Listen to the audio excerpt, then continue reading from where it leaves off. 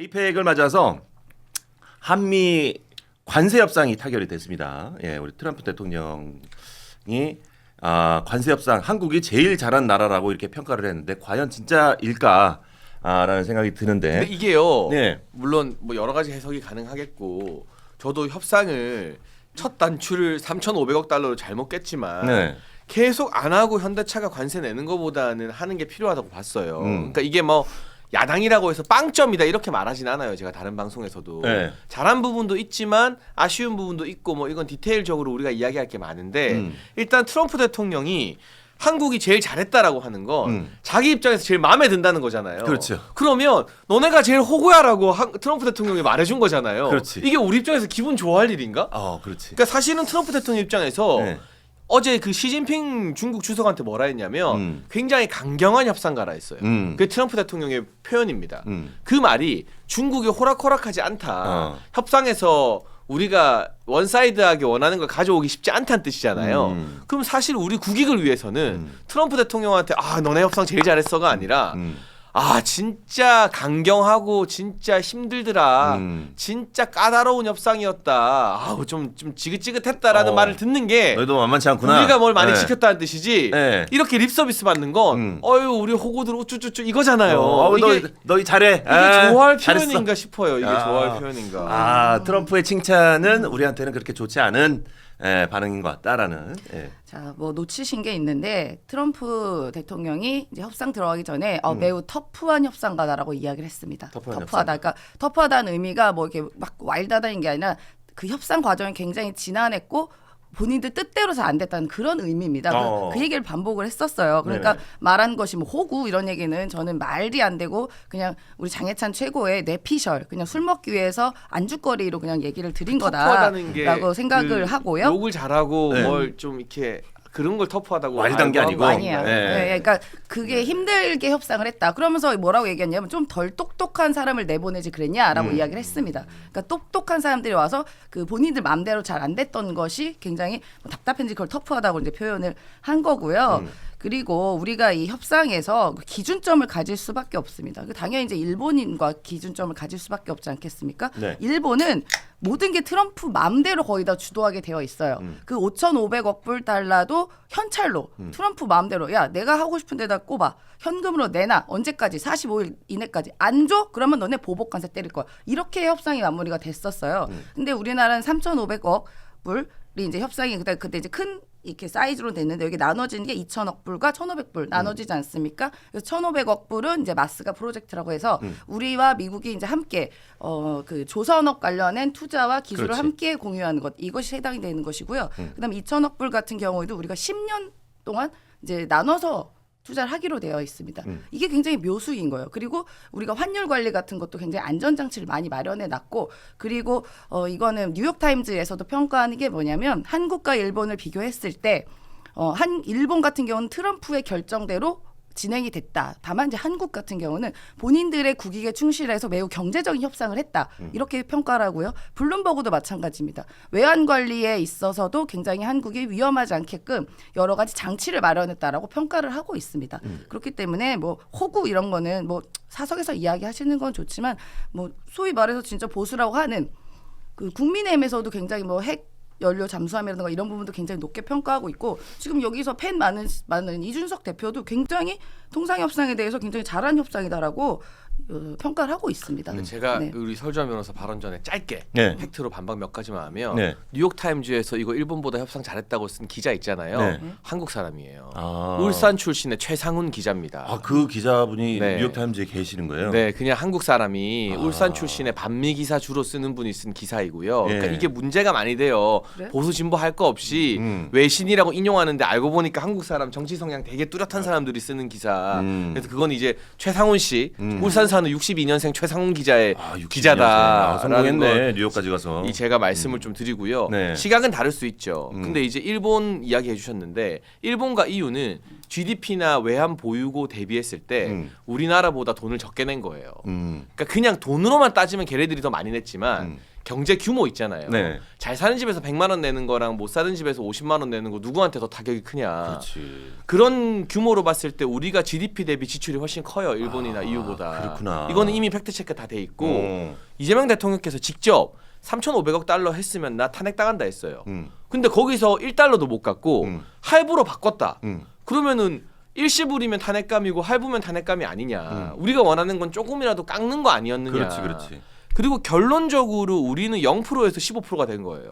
FTA였기 때문에. 그런데 일본과 EU는 2.5에서 15가 된 거예요. 그럼 이 협상의 최종 결과상 우리가 2.5% 손해를 보게 된 거죠. 예. 기존의 FTA 효과가 사라지게 된 거예요. 그렇지만 이걸 APEC까지도 못하고 지지부진 끄는 것보다는 저는 타결은 어쨌든 그래도 잘했다고 봐요.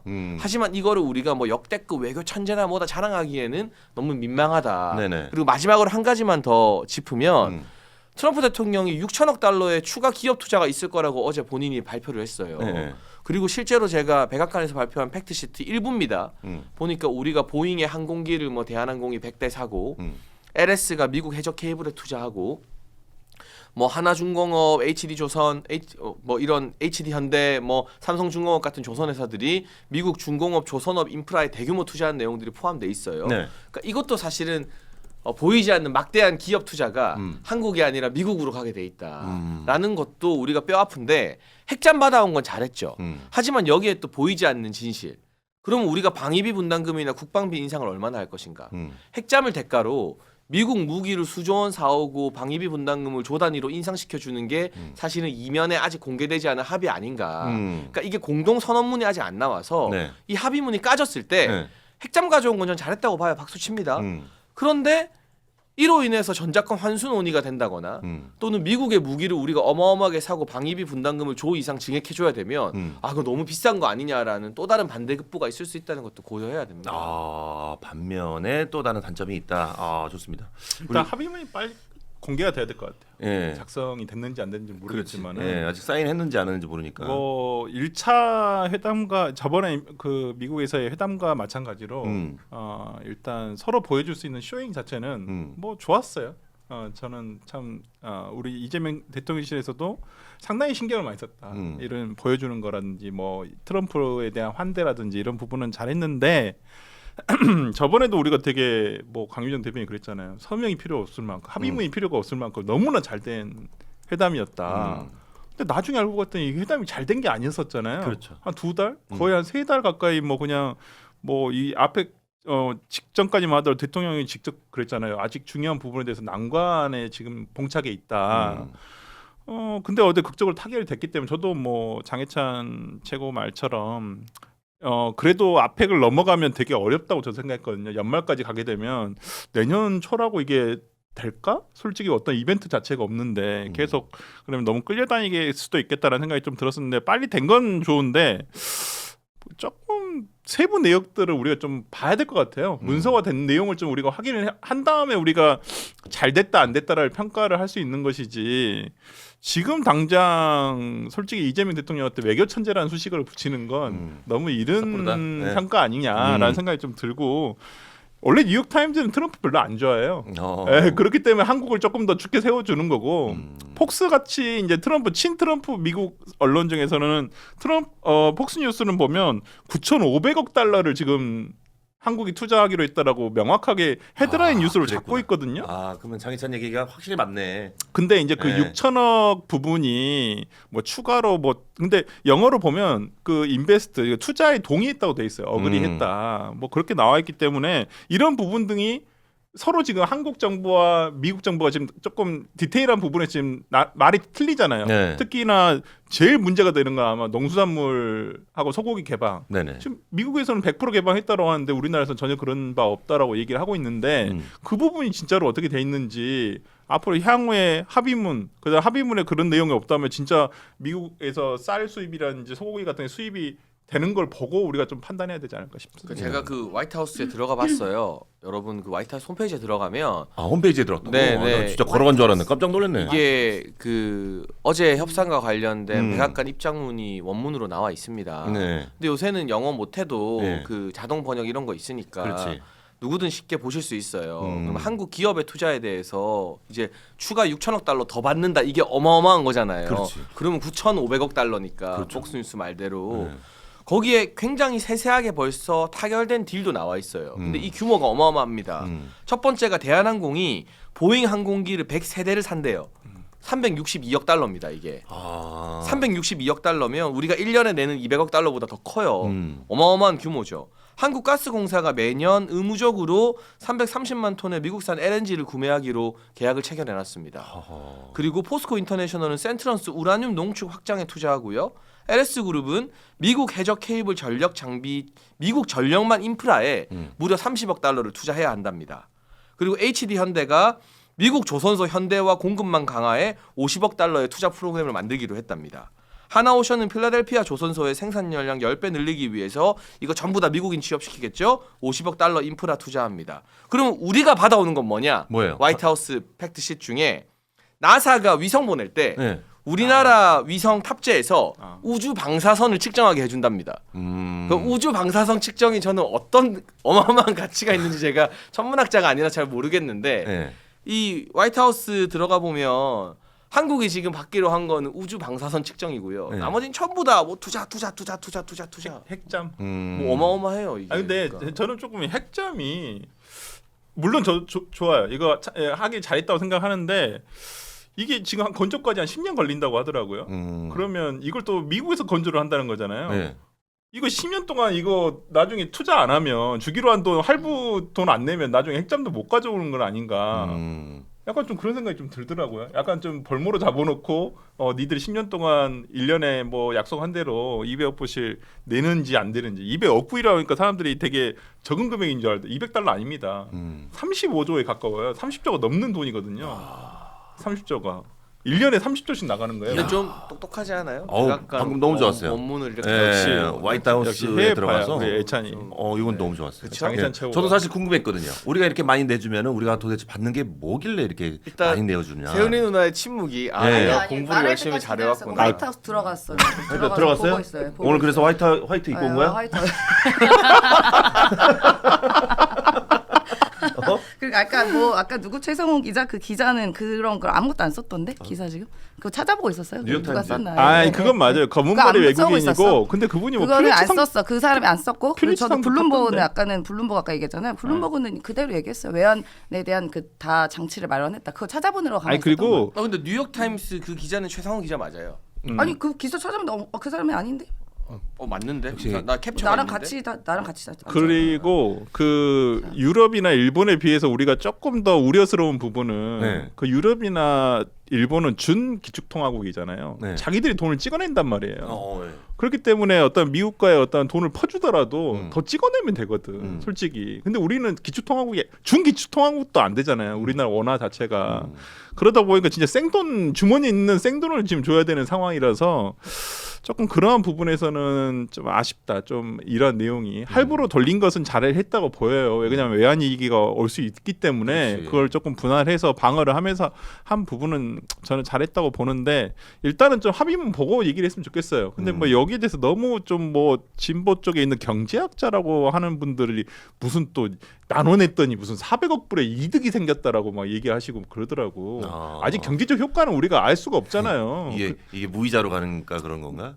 그 세이브돼서 왜 그런 거예요? 가장 좋은 거는 그냥 우리가 협상이 아예 없는 게 가장 좋죠. 어느 나라를 막론하고 사실 이 무역 질서를 훼손한 건 트럼프 대통령이 FTA고 뭐고 다 이제 무역 질서를 훼손했던 게 그게 잘못한 거고요. 어쩔 수 없이 그러면 우리도 협상을 안 하고 있냐? 그럼 관세 계속 때려 맞습니까? 브라질처럼 50% 맞아요? 그럴 수도 없는 거잖아요. 그러면 할 수 있는 한 최선을 다해서 매우 정부가 면밀하고 굉장히 실무적으로 되게 탄탄하게 다 만들어놨다. 우리가 할 수 있는 한 우리 말씀하신 것처럼 기축통화 국가 아닙니다. 그럼 어떻게 기축통화 국가 갑자기 될 수도 있는 건 아니잖아요. 그러니까 우리가 갖고 있는 상황과 경제적인 그 규모에서는 최선을 다한 협상을 했다. 그 최선을 다해 디테일하게 했다. 그리고 안 밀리려고 안 밀리기 위해서 굉장히 노력을 했고 특히 1,500억 불의 그 조선 마스가 프로젝트 같은 경우는 우리나라가 거의 주도하고 우리나라가 기술 협정을 같이 맺었기 때문에 굉장히 우리 주도의 투자가 이루어질 것이다. 뭐 그런 긍정적인 부분도 있고 그냥 뭐 뭐 어쨌든 잘한 부분에 대해서는 인정을 해줘야죠. 그냥 애초부터 그냥 망해라 하는 것도 국익을 위해서는 여야가 없는 겁니다. 잘했어요. 잘했는데 그러니까 할 수 있는 한 이 우리의 갖고 있는 컨디션 상에서는 최상의 협상을 내놨다. 아니 당연히 안 하고 우리 맘대로 하면 제일 좋죠. 아니, 근데 우리가 미국한테 어떻게 하겠습니까?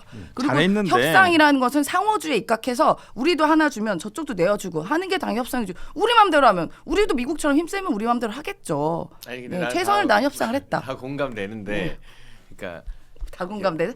이 우리가 여당이었잖아요 얼마 전까지.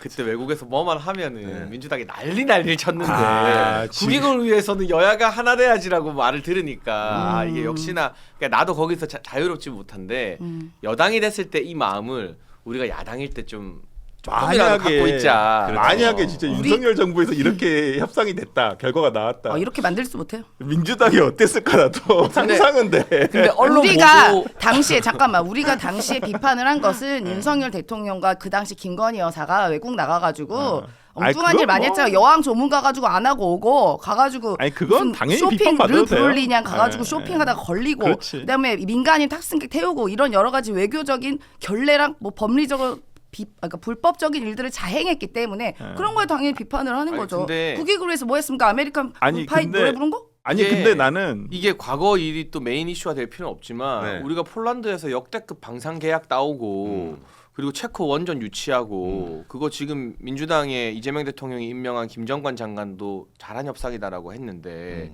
그리고 미국에서 그 엄청난 한미동맹 강화 통해서 워싱턴 핵조약 가져오고 이런 것들에 대해서도 민주당이 이건 국익을 위해서 잘했다고 한 적은 없거든요. 근데 이제 정권 바뀌니까 폴란드 방산 계약 그 과실도 이제 민주당도 연달아서 그냥 계속 따먹게 되는 거죠. 그러니까 저희도 야당일 때 무턱대고 비난만 하면 안 돼요. 그러니까 제가 아까 최대한 팩트에 입각해서 이런 점들이 아쉽다, 맹점이 있다. 네네. 그리고 합의문을 까봐야 핵잠의 대가로 우리가 방위비나 무기를 얼마나 사는지 보면 더 평가하겠다. 근데 핵잠 자체는 잘했다고 또 하잖아요.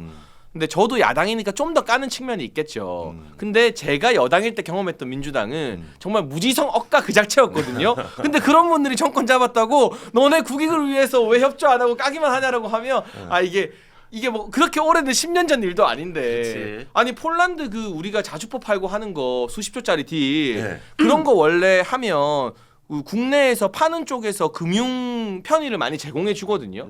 그렇잖아요. 일반적으로 국제 거래에서는. 근데 그걸 가지고 한국이 뭐 이자도 안 받고 사실상 공짜로 뭐 내주는 거다 이런 식으로 비판 논평 엄청 나왔다가 막상 정권 바뀌니까 폴란드는 윤석열 정부 때 샀던 구매를 이어서 마음에 드니까 또 사요. 그렇지. 그러니까 막 이거 이재명 정부의 방산 성과다 막 이러고 있었어요. 아니, 그러니까 그런 거가 좀 남사스럽다. 그때 내가 기억나는 게 뭐였냐면 윤석열 대통령이 되게 세일즈 본인이 뭐 1호 세일즈라고 그랬죠. 해가지고 네. 팔러 다녔잖아요. 뭐 방산 무기. 그때 야권의 어떤 패널분이 그러더라고. 대통령이 할 일이 아닙니다. 방산 무기 파는 건 뭐 국방부 장관 정도가 열심히 하는 거지. 대통령이 저걸 팔고 있다는 게 말이 되는 소리입니까? 뭐 그랬거든요. 지금 이재명 대통령도 열심히 파시고 계신 것 팔긴 했나 같은데. 근데 그 당시 팔긴 했나 모르겠네. 아유, 그 대한민국 정부의 연속성이란 게 있잖아요. 그래서 저는 팔긴 뭐 핵잠 같은 경우는 참 잘했다고 봐요. 근데 이제 그걸 중국을 견제하기 위해서란 말 의도적으로 지금 공개했다라고 보이는데 그러면 뭐 지금 이제 또 중국 시진핑 주석이 또 바로 방한을 했잖아요. 네. 에이펙 때문에. 내일 하죠 정상회담 아마. 정상회담 네. 하는데 그 얘기가 또 거의 미칠 영향이 좀 있을 것 같아서 있겠죠. 조금 걱정은 좀 되더라고요. 그러니까 이제 네. 미국이 한국한테 계속 요구한 게 너 친미야 친중이야 선택해. 음. 옛날처럼 전략적 모호성 없어라는 게 미국의 뚜렷한 기조잖아요. 그거는 바이든 행정부나 트럼프 행정부나 똑같아요. 맞아. 근데 거기서 우리가 애매하게 아리까리하다가 이 관세 협상 기조로 이재명 대통령도 미국에서 뭐라고 말씀하셨냐면 이제 안미 경중 없다. 우리가 선택을 해야 된다라고 이야기를 했고 이번에 트럼프 대통령이 핵잠을 주겠다고 전격 발표한 것도 사실은 반강제적으로 한국은 친미 진영이야. 이 핵잠으로 뭐 하겠어? 중국 견제하지. 북한 해군 견제하는데 핵잠까지 필요 없어요, 사실은. 걔네는 그 핵무기와 그 육군 머릿수밖에 자랑할 게 없고 공군력과 해군력은 처참한 수준이기 때문에 네. 핵잠이 올해 작전 기동해가지고 위기감을 느낄 나라는 중국이거든요. 사드에 중국이 발작하는 것처럼. 그러니까 이게 어떻게 보면은 저는 그래서 잘된 일이라고 보지만 그 전략적 수를 트럼프 대통령이 놓았고 우리도 호응을 했고 그럼 이제 한중 관계를 예전과 다르게 또 잘 풀어가야 되는 이재명 대통령한테는 또 숙제가 된 거죠. 근데 이제 그 우리가 한미 관계를 이렇게 잘 하고 있는 괜찮아요? 예. 괜찮아요. 예. 한미 관계를 우리가 잘 하고 있는 와중에 또 한중 관계가 또 좋아질 수 있을까라는 생각도 들긴 하거든요. 이제는 좀 바꿔야 되는 것 같아요. 네. 예전에는 안미경중 진짜 이게 뭐 문재인 정부까지의 어떤 모토였었는데 지금은 아니 그 두 나라 자체가 아니 미국에서 우리가 훨씬 더 뭐 혈맹이라고 하는 미국 자체에서 중국에 가까이 발만 디뎌도 어떤 진짜 얼굴만 눈길만 돌려도 너 왜 돌려 이러고 있는데 그렇지. 굳이 우리가 뭐 지금 중국이 이제는 시장으로서의 역할이 끝났어요 거의. 대한민국 예전에는 중국에 대한 무역 흑자가 엄청났죠. 과거 중국의 성장기 때. 근데 지금은 중국도 내수 침체가 돼 있기 때문에 중국이 시장으로서의 역할을 어느 정도 다 했다라고 본다고 한다면 우리도 이제는 경중이 과연 지금도 맞는 말인가라는 부분은 좀 고민을 좀 해봐야 될 것 같아요. 알겠습니다. 예. 그 당시에 뭐 이걸 딱 선을 그은 건 아니고요. 당시에 이제 그 과거에는 강력하게 봉쇄 정책을 시작하기 전에는 안보는 미국, 경제는 중국 이런 입장을 가져왔던 게 사실이다. 그게 어디서 얘기하냐? 싱크탱크 워싱턴 DC 싱크탱크 전략국제문제연구소에서 이야기를 한 건데 그런데 그거를 딱 선 근 건 아니고요. 근데 몇 년 사이에 이런 게 공급만 재편이 됐기 때문에 뭐 명확하게 이렇게 가는 건 어렵지 않겠냐, 뭐 이렇게 어긋나게 할 수 없겠다라고 애매모호하게 이야기를 한 겁니다. 그런데 그렇다고 우리가 중국과 단절을 하냐? 경제 우리 수출의 흑자의 20% 가량이 중국에서 나오는데 그렇다고 그 멀리 합니까? 그럴 수도 없는 거고 우리나라는 지리학적으로나 경제학적으로나 애매한 포지션을 할 수밖에 없는 상황입니다. 그거 어떻게 하겠습니까? 우리나라 상황이 그런 것을. 그러면 그 안에서 현명하게 미국과의 관계도 동맹으로서 잘 관리를 하고 중국은 중국대로 뭐 여기도 그 관리를 제대로 잘 해야지 우리나라가 그 지혜롭게 하는 거죠. 여기 딱 선 거 아니야. 우리 미국 편이야. 이제 그렇게 할 수는 없는 것이죠. 근데 저건 사실관계 확인만 하나 할게요. 저도 중국을 뭐 적으로 돌리자 이건 아니죠. 잘 지니고 관리해야 되지만 우리가 대중무역 흑자에서 적자로 바뀐 지는 몇 년 됐어요. 그러니까 우리는 지금 그 우리 무역 수지의 흑자 1등은 대미 무역이에요. 그래서 미국이 지금 열받아 있는 거예요. 너는 우리한테 돈 너무 많이 벌어간다. 그게 이제 한 5년 됐고요. 네. 대중 무역 수지가 옛날에는 흑자였죠. 안미 경중 이야기했죠. 근데 지금 적자로 바뀐 지 몇 년 됐어요. 윤석열 정부 때 그게 그렇게 바뀐 거죠. 윤석열 정부 때 실제적으로. 진짜로. 아니, 그건 중국 윤석열 자체 정부 그러니까 뭐 그게 여러 상황이 있어요. 중국 윤석열 정부 때 자체가 지금 내수 비중이 침체가 바뀐 거지. 돼가지고 지금 실업률이 엄청 높거든요. 그렇죠. 중국이. 그러니까 저는 최근에 중국인들 그 미립국도 부쩍 늘어났어요. 네. 예전에 비해서. 그 이유도 그 이유 중에 하나가 뭐 중국 내수 어떤 시장, 그러니까 구직 시장이 워낙 어려워지다 보니까 뭐 밀항을 해서라도 한국에 가까운 한국은 조그만 보트 타고도 오거든요. 와서 여기서 벌어가는 돈이 훨씬 많으니까 밀항 비용 한 2달 치면 월급 나오거든요. 그러니까 뭐 그런 것도 영향이 다 있지 않을까. 시대가 바뀌었어요. 옛날에는 우리가 비싼 거 만들고 중국이 싼 거 만들어서 경쟁을 안 했는데 그렇지. 지금은 중국도 우리가 만드는 비싼 걸 만들거든요. 따라서 기술력이 많이 올라와서. 네, 맞아요. 그러니까 이제 겹치니까 우리가 중국에서 이득 볼 게 이제 거의 없어졌고 그 대신 우리가 미국에서 엄청 약진하면서 1년에 평균적으로 우리가 대미 무역에서 얻는 흑자가 한 300억 달러에서 320억 달러 돼요. 그러니까 그게 1등이에요. 비중이. 그러니까 경제를 따져도 우리가 미국이랑도 잘 지낼 수밖에 없고 근데 이제 1년에 200억 달러씩 현금으로 주면 그 300억 달러의 이득 열심히 수출해서 번 것 중에 한 3분의 1을 다시 도로 이제 돌려주는 그런 경우가 되는 거죠. 아니 이게 투자를 이렇게 준다고 생각하면 안 되죠. 우리는 그 안에서도 원금 회복될 때까지 같이 뭐 원금 회복이 언제 될지 모릅니다. 솔직히 말해서. 그런데 50년이 될 수도 있고 근데 그 원금 회복 될 때까지 우리가 5대5로 투자를 만들기로 했고 만약에 그게 잘 안 되면 투자 비중 우리가 결정하기로 했습니다. 매우 주도적으로 투자를 참여하고 있는 거지 돈을 갖다가 준다? 그건 아니죠. 그러니까 일단 합의문 봅시다. 네. 그러니까 팩트잇을 지금 양국에서 서로 좀 다 이제 확인해서 일단 좀 만들고 확인을 있고 해봐야 될것 며칠 같아요. 걸릴 겁니다. 며칠. 좀. 뭐 어쨌든 합의문이 나와야 이게 또 더 네. 얘기를 할 수 있을 것 그때가 같고, 재평가해도 좀 우리나라가 너무 호구가 되지 않는 그런 상황이 좀 나왔으면 좋겠다는 생각을 하면서 어제 젠순왕이랑 이재용 회장, 정의선 회장이 깐부치킨에서 치킨 먹은 게 난리 났잖아요. 난리 났어요. 치맥 소맥. 근데 오늘 교촌치킨 주가가 폭등했다 하더라고. 교촌이? 전혀 상관없는데 깐부는 상장이 깐부가 안 돼 비상장이구나. 그냥 치킨이라 가지고. 어저께 깐부치킨 사장님 직접 오셔가지고 서빙하고 계시던데. 회장님이. 회장님이 직접. 나올만하지. 이게 어제 사실 제일 큰 뉴스였거든요. 아니 이제 맞아요. 저 중에서 저기서 이제 저 젠슨 황이 그 세계 그 뭐냐 부 지수가 8등이잖아요. 네. 이 둘이 얻어먹더라고 역시. 얻어먹어야지. 돈 많은 형한테 돈 많은 얻어먹더라고. 형인데. 나도 저 네. 러브샷 하고 싶다. 야, 아, 진짜 너무 우리나라 부럽네요. 재계의 그 가장 돈 많은 1위, 2위가 이제 저희 가니까 근데 돈 어제 없는 저거 때문에 동생으로 난리가 전락했어. 났어요. 난리 났어요. 나도 어저께 재밌던데요? 나도 어저께 저 술 먹으면서 저거 보면서 아니 저 그러면 치킨값을 누가 냈을까 이걸 굉장히 돈 많은 많이 오빠가 생각을 돈 했거든요. 많은 형이 근데 됐죠. 사람들이 젠순왕이 막 시민들이 엄청 몰려서 있으니까 네. 나와서 치킨도 막 나눠주고 그러셨거든요. 그렇지. 네, 골든벨 울렸더라고. 네, 근데 이게 무슨 말 하냐면 젠슨황 서울시장 나오려고 저러는 근데 나오면 당선될 것 같아. 그냥 시켜주고 싶다. 서울시장 되면은 황시장이 되는 거네요. 그래서 네. 엔비디아 지사라도 서울에 하나 지어준다 하면 좋다, 좋다. 뭐 무소속으로 나와도 돼 내가 봤을 때. 제일 무섭네. 근데 예. 되게 젠순왕 예전에 잠깐만 돌아가신 그 누구야 이건희 회장이 맞아요. 90년대 편지를 편지 쓴 쓰셨다고 거, 네. 그 얘기를 하시더라고요. 그 젠순왕이 예전에는 진짜 우리나라 뭐 PC방이나 우리나라에 와가지고 야, 이거 그래픽 카드 좀 팔아달라 이렇게까지 세일즈를 하던 사람이었는데 지금 이제 뭐 AI 시대가 오고 그러니까 그렇지. 지금은 완전 그냥 바뀌었죠. 근데 야. 어저께 되게 재밌더라고요. 저도 재벌 총수들이 참 먼 데만 있는 사람들인데 네. 참 되게 저 사람도 참 장난하는 거 되게 좋아하고 또 술 한잔 하니까 되게 재밌다. 똑같아. 업돼 있으시더라고요. 그래서 제일 놀랬던 건 정의상 회장이 제일 동생이었다는 거. 아 그래요? 제일 동생이라는 거. 아, 이게 저 한국 치킨에 대해 좀 얘기를 들었나 봐요. 젠슨항이 저 장소랑 저 메뉴를 본인이 선택했다고 맞아요. 다 하더라고요. 직접 선택했대요. 그래서 깐부라는 명칭 때문에 그런 거예요. 오전 게임 옷게임에 때문에 그런 거죠? 옷게임 때문에 예. 그런 거. 세계적으로 뻗어나가고 아니 있는 근데 우리 진짜 K문화. 이재용 회장도 왜 이렇게 아이폰이 많냐고. 갤럭시 하나 뿌려버리시지 그냥. 갤럭시 주세요. 갤럭시 받으세요 하면서. 아니, 나 재밌는 뉴스를 하나 봤는데 그 아이폰에 근무하는 되게 그 유능한 엔지니어가 있나 봐요. 직원인데 이름이 샘이야. 샘인데 성이 삼이 아니 그러니까 성 그러니까 샘성인 거야.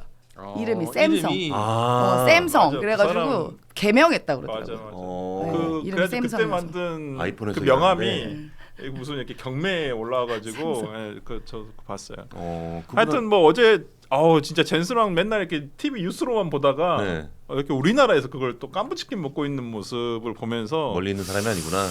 아니 에이펙 회담이 다 묻혀버렸어. 내가 보니까 아침에 일어났던 그 합의서고 뭐고 저녁 때 깐부치킨으로 그냥 다 묻혀버렸더라고. 그 저 정도의 그 건물이면은 사실은 이제 그 에이펙에서 협상했던 것보다 더 큰 금액을 don할 수 있는 사람들 아닌가. 에이펙 그리고 뭐 어저께 에드워리가 르세라핌이랑 같이 사진 찍고 있고 뭐 그러더라고요. 그러니까 그래서 뭔가 오늘 좋은 소식이 있을 거라고 말했기 때문에 오늘 이재명 대통령이 발표하실 거라 했으니까.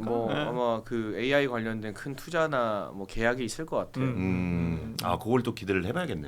그러니까 저는 참 그 윤 전 대통령이 참 아쉽겠다 생각이 들더라고요. 이런 뉴스를 보시면서 내가 그날 헛발질 안 했어도 다 이거 내가 하고 있었을 거였는데. 아니 근데 사실 몇 달 전에 아쉽다 생각이 좀 들었어요. 에이펙을 준비하러 이제 그 김민석 총리가 바로 이제 그 주도하에 준비하러 갔더니 준비가 형편없이 돼 있더라. 그래서 시간도 없고 대차 대포도 안 돼 있고 뭐 시설물도 이상하고 난리가 났더라라고 해서 몇 달 만에 재건을 하고 빠르게 수습을 해서 만든 거예요. 네. 근데 우리가 지난번에 기억하시겠죠? 윤석열 정부 잼버리 망했죠. 아니야. 엑스포도 제대로 근데 저는 내려왔죠. 에이펙은 하지 않았겠습니까? 워낙 이재명 정부였기 때문에 이 정도 성과가 나온 거다. 이재명 정부에서 물론 저는 이번에 잘했다고 봐요. 그러니까 되게 그런 준비라든지 이런 거 잘했는데 뭐 정부에서 이런 건 실무자들이 어차피 하니까 나는 저런 주장에는 그냥 대답을 안 할라. 그래? 말해 뭐해. 그 정부에 따라서 그런다고 생각하지 않아요. 물론 나는 보수 진영이 진보 진영한테 배울 거 있다고 봐요. 쇼잉을 잘해. 확실히 그런 거 잘하고 그다음에 이런 진짜 이게 저 대선 때도 보면 카드 뉴스나 이런 거 봐도 훨씬 세련돼 있어. 그건 좀 본받아야 돼. 그 진짜 좀 전문가들이나 돈을 써야 된다니까. 근데 보수 진영이 좀 그게 약하더라고. 그러니까 이게 홍보가 약하더라고. 근데 진보 진영이 그런 홍보는 잘해요. 내가 봐도 잘해. 자 그러면은 이제 그 에이펙의 정상회담이 이제 정치인들의 회담이었다면은 어제 그 이재용 정의선 우리 젠슨왕의 회동이 이 경제인의 회동이 그렇죠. 경제 아니겠습니까? 대통령들의 예. 아유, 그럼요. 그러면은 이제 그들에게 바랄 수 있는 것들이 더 좋은 소식으로 전해진다면 사실 에이펙이 정상회담이 뭐 이렇게 너무 아쉬운 부분만 있지만은 알 것이다라는 기대를 조금 해봐도 되지 그리고 않을까? 어쨌든 이런 대규모 외교 네. 이벤트는요 무조건 대통령이나 여당 지지율의 호재긴 해요. 네. 그러니까 우리가 이렇게 갑론을박을 해도 한 2-3주 정도는 또 지지율 상승세가 뚜렷하게 네, 나타날 네, 거예요. 네. 그거는 뭐 그 이전 정부 때도 그랬고 외교 이벤트 자체는 이 정부 여당한테 호재인데 또 이걸 얼마나 동력으로 쭉 이어가느냐. 또 저는 이재명 정부 최대 고비가 내년 초 이사철이라고 그렇지. 보거든요. 전세나 월세 너무 많이 올랐기 때문에 네네. 그럴 때 이제 서울과 경기도 민심을 어떻게 잡느냐. 그러니까 몇 번의 고비들이 있지만 요거는 뭐 예정된 호재라고 봐야죠. 어쨌든 뭔가 여기서 뭐 갱판이 나고 막 트럼프 대통령한테 뭐 골프채 선물했는데 골프채가 툭 부러지고 막 이런 말도 안 되는 일만 일어나지 않으면 무조건 호재예요. 근데 그거는 잘 만들어준 것 같아. 트럼프 되게 좋아하더라고. 엄청 좋아하긴 하더라고요. 아니 자기 에어포스 원에 제발 실으라고 5분마다 전화해야 되잖아요. 어디냐고. 잘 만들. 그게 진짜 다 금으로 만들어진 거예요. 아니요 도금이에요. 도금. 도금이에요. 그것도 근데 금이 많이 들어간데 들어갔어요. 금이 들어가는데 도금. 아니, 잘했어. 100돈 들어갔다던데. 100돈. 오, 100돈? 네. 도금인데 얼마야? 100돈 들어갔지. 아니 시세면? 그 왕관은 1kg 정도 들어갔다고 하더라고요. 그 100돈인가? 1kg 정도가? 아니 100돈이면 990g인가 이렇다 하던데요. 한 돈이. 예. 한 돈이 3요 정도밖에 안 돼요. 금을 안 사봐서 모르겠네. 예. 그러니까 금이 들어간 건 맞아요. 아, 많이 그래요? 들어갔어요. 예, 하여튼 뭐 근데 그 무궁화 훈장에 금이 더 많이 들어갔대요. 맞아. 그건 순금. 아, 거기가 그래, 순금. 아니 무거운 훈장은 왜 드린 거예요? 이유가 뭐예요? 노벨 평화상 대신해서 아니 뭐 감사의 의미, 평화를 아니, 만들려는 국무총리 감사의 의미. 형님은 네, 친형께서는 그리고 원래 아주 그냥 대통령과 분노하시던데. 대통령 배우자들한테 드리는 겁니다. 근데 내가 그게. 느낀 게 있어. 아 좌파들이 진짜 아부는 기가 막히게 잘한다. 이거 좀 배워야겠다. 이거 진짜 내가 느꼈어. 잘했어. 근데 다른 나라보다 외교적인 그 예의를 차린 거죠. 네. 왜 앞으로 보십니까? 네. 우리 국익을 위해 한 행위. 아니 뭐 잘했어요. 저는 활동입니다. 그건 잘했다고 봐. 난 잘했어. 저 봐요. 있어 보이잖아요. 잘했어, 네. 잘했어. 눈을 못 뗍니다. 근데 이제 아니 뭐 저거 줘서 협상만 잘 되면야 뭐 100개를 못 주겠어요. 저거 내가 봤을 때는 저기 트럼프가 이제 집에 가가지고 저거 금관 한번 써볼 것 같아. 예, 생각이 생각이 또. 들었어요. 야, 한번 가져와. 아니 벌써 미국 언론에서는 저거 쓰는 걸로 풍자한 맞아 벌써 맞아 나왔어요? 맞아. 합성이나 아니, 합성 AI 뭐 합성. 되게 유명한 코미디 쇼에서 막 저거 나오고 막 그래. 네, 좀 굉장히 귀한 이제 신라 시대에 이제 금관을 거의 그렇지. 똑같이 만든 거니까 역사적으로 또 의미가 있는 것이죠. 네. 그렇지. 저걸 네. 정청래 대표가 한번 약간 합성 비슷하게 한번 사진을 찍혀가지고 네. 곤욕을 치렀어. 아 그럼요. 그냥 내심이 있었다고 우연히 봐. 찍힌 거야 우연히. 우연히 그래서 뒤에서 찍겠지만- 그 카메라 앵글이 딱 아니 우연히 찍겠지만 그걸 게시한 건 의도가 있다고 보여요. 그 인물이 좋아 보였겠죠. 한미 정상회담을 얘기를 안 할 수가 없습니다. 가장 먼저 얘기할 게 한미 정상회담.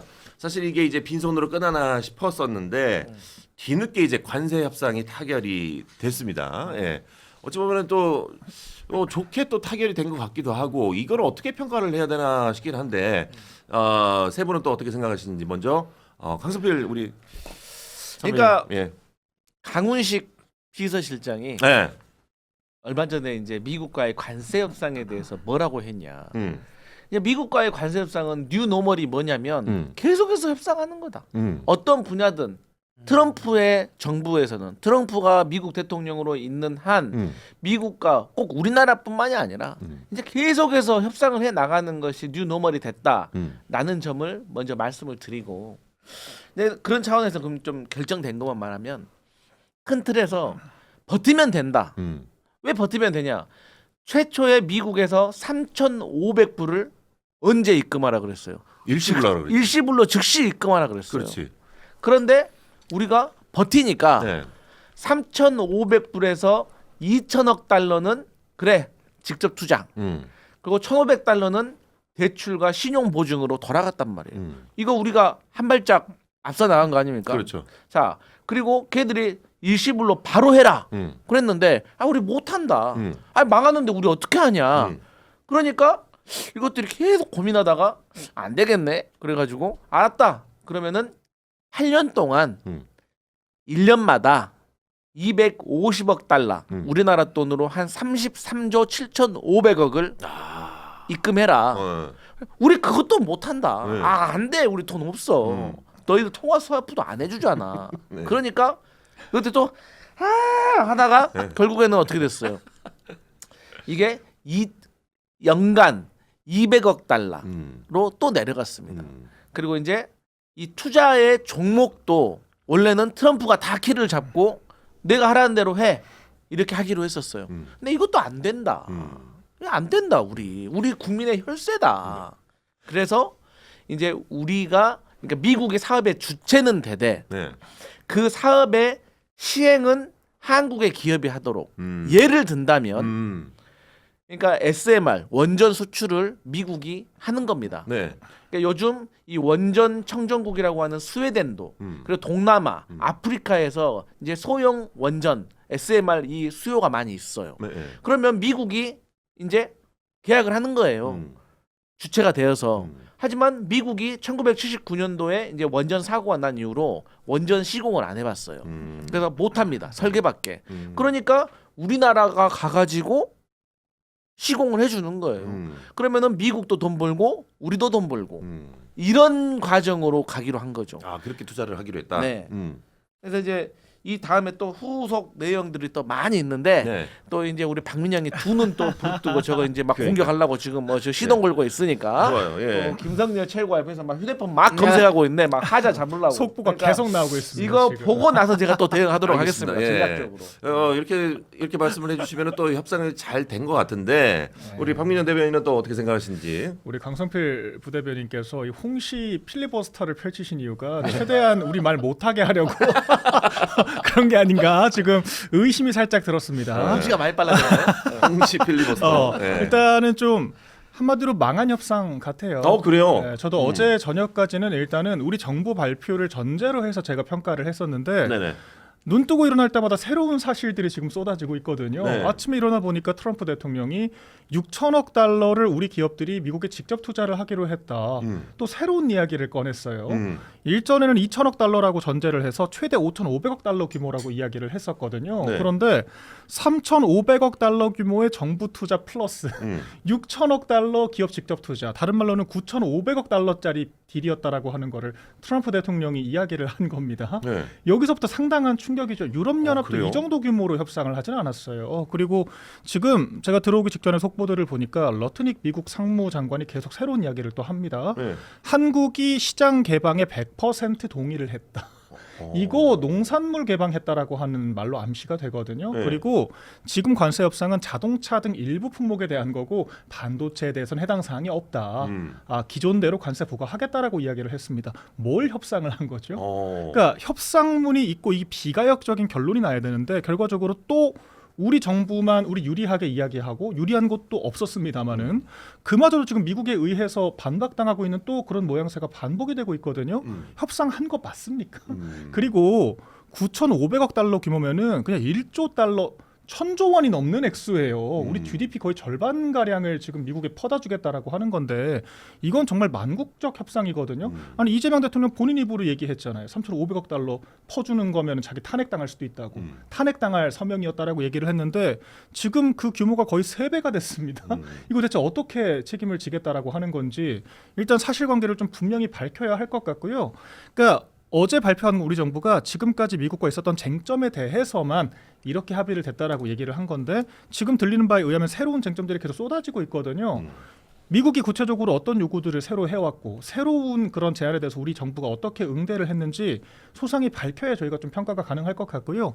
지금까지 나온 걸로 봐서는 이건 망한 협상이다라고밖에 판단이 안 됩니다. 아 그렇구나. 일단 좀 많이 흥분하신 것 같으니까 반씩 좀 드시고 계세요. 시원한 걸로. 이 나라가 6개월만 또 안 돼서 이렇게 국력이 이렇게 네. 사락할 수가 있습니까? 아이스 반씩 좀 드시고 계시고. 예. 당분은 채우겠습니다. 자 우리 김성열 최고가 좀 정리를 좀 해주셔야 될 것 같습니다. 네, 근데 이게 외교 협상이라는 게 네. 사실 각자의 입장에서 바라보는 대로 이야기를 할 수밖에 없어요. 네, 그러다 보니까 우리 정부는 우리 국민들한테 우리가 잘했다 하는 거고 미국 정부는 그 사람들한테 또 미국 국민들한테 우리가 잘했다 하는 부분은 분명히 있어요. 근데 이제 문제는 뭐냐면 그렇다면 정확한 사실은 무엇인가? 이거는 얘기를 해줘야 돼요. 그 사실을 바라보는 관점은 다를 수 있어요. 근데 사실에 대해서는 정확하게 얘기를 해야죠. 제가 어저께 발표를 보면서 라고 했던 부분이 뭐냐면 바로 반도체 관세였어요. 자, 자동차 이런 것들은 15%로 하기로 했다. 딱 얘기를 해줬어요. 근데 반도체에 대해서는 뭐라고 얘기를 했냐면 대만 수준에 비해서 불리하지 않기로 했다. 즉 네. 퍼센트가 안 나왔어요. 그렇죠. 난 여기서 또 뭐야 그럼 이거 합의 안 한 거야? 이 생각이 들었거든요. 근데 합의를 했다고 발표를 했잖아요. 근데 아니나 다를까 지금 러트닉 국무장관 뭐라 그래요? 상무장관인가? 뭐라 그래요? 우리 반도체 합의한 적 없다. 자 이거 보세요. 이러면은 이거는 솔직히 사실만 놓고 봤을 때 합의가 안 된 게 맞죠. 우리나라도 정확하게 합의를 했으면 그 퍼센트를 얘기를 했겠죠. 그러니까 저는 지난번부터 이 관세 협상에 대해서 의문점을 갖는 게 합의문이 나오질 않고 숫자가 나오질 않아요. 그 상황에서 계속 해석만 나온단 말이죠. 그러니까 이런 것들에 대해서는 국민들한테 좀 더 속이지 않고 명확하게 얘기를 해준 다음에 설명을 해야지 자꾸 자신이 바라보는 쪽으로만 이야기를 하니까 이 국민들이 점점 신뢰를 조금 잃어가는 게 아닌가 이건 좀 아쉬운 부분이 있고요. 어려운 시험은 맞아요. 트럼프를 상대로 뭐 뉴노멀 말씀하셨는데 트럼프 자체가 정말 상대하기 힘든 사람이에요. 그렇다면 결국 상대적으로 우리가 뭐 일본과 비교해서 잘했냐 못했냐 뭐 아니면 유럽과 비교해서 잘했냐 못했냐 이런 식으로 따질 수밖에 없어요. 근데 그런 면에서 봤을 때 유럽과 일본에 비해서 그렇게 손해봤다라고 하기는 지금까지는 어렵지만 그렇다고 해서 그들에 비해서 너무 잘했다라고 얘기하기도 좀 어려워요. 그러니까 어떤 분들은 선방이라고 얘기하지만 저는 어려운 시험인 건 인정하지만 낙제만 겨우 면한 수준이다. 네. 이 정도로 평가를 하고 싶어요. 근데 이제 네. 참 이게 말이 미안합니다라고 말을 해야 되는 건지 네. 아니면 고맙습니다라고 얘기하는 건지는 다른 문제거든요. 네. 이게 사실 같은 현상을 두고 근데 저는 그런 차이라고 봐요. 그렇기 때문에 저는 기본적으로 국민의힘이라든지 개혁신당이라든지 이런 야당들이 이번 무역 어떤 관세 협상과 관련해 가지고 계속해서 지적하는 부분에 있어서는 저는 사실 그래도 다른 정치적인 정쟁 문제보다는 더 긍정적인 면이 있다고 봐요. 그러니까 계속해서 이렇게 이것도 부족해, 이거 잘못한 거야 이렇게 말씀을 해 주시는 것이 사실 우리 정부가 미국 정부를 상대하는 레버리지가 될 수가 있어요. 그러니까 야 한국에서도 반응 좋네 이렇게 가 해버리면 끝날 수가 있거든요. 그런데 자꾸 이제 우리 김성열 최고 같은 사람, 박민영 같은 대변인이 야 잘못됐네 뭐 독일하고 뭐 유럽하고 일본하고 뭐가 더 잘 됐어 하니까 야 우리나라에서 난리야 지금 잘못됐다잖아 러트닉 야 임마 트럼프한테 빨리 가서 말해 우리 못해 임마 이렇게 되는 거거든요. 그래서 저는 이런 부분도 겸허하게 또 정부가 받아들이고 이런 것들을 협상에서 많이 담아내야 된다. 그런데 우리가 이제 보통 이제 유럽 연합보다는 일본과 비교를 하는 것이 그나마 좀 합리적이라고 말들 하잖아요. 이건 뭐 자타가 다 얘기를 해요. 근데 이제 일본이 미국과 관세에서 우리 야당이 그토록 얘기하는 서명했냐 안 했냐 그 서명 협상문을 보면 8조, 13조, 17조를 보면은요. 네. 그 미국과 일본의 협상문 8조 13조에는 모든 투자의 손실 시 미국의 법적 책임은 없다예요. 아하. 그리고 우리가 모든 것은 감당은 일본이 해라예요. 그리고 이 투자 방식도 우리가 알아서 한다예요. 그게 일본과 미국의 협상문에 나와 있는 거예요. 다시 말하자면 8조, 13조, 17조에. 근데 우리나라는 또 일본 같은 경우는 그래서 45일 만에 입금을 하게 되어 있어요. 우리보다 더 큰 액수가. 근데 우리나라 지금 이제 김성열 최고나 박민영 최고 그 대변인 지적해 주셨던 거 일리가 있지만 어쨌든 팩트는 우리 3,500억 달러를 즉시 입금하라가 일본은 45일 후에 해야 된다니까요. 근데 우리는 10년으로 늘어났어요.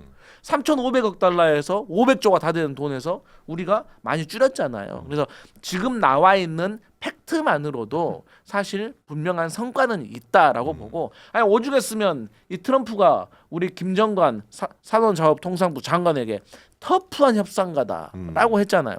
이 터프라는 것이 우리나라 말로는 스트롱하다라고 해석될 수 있지만 사실상 이 실무 용어에서 터프는 까다롭다는 얘기예요.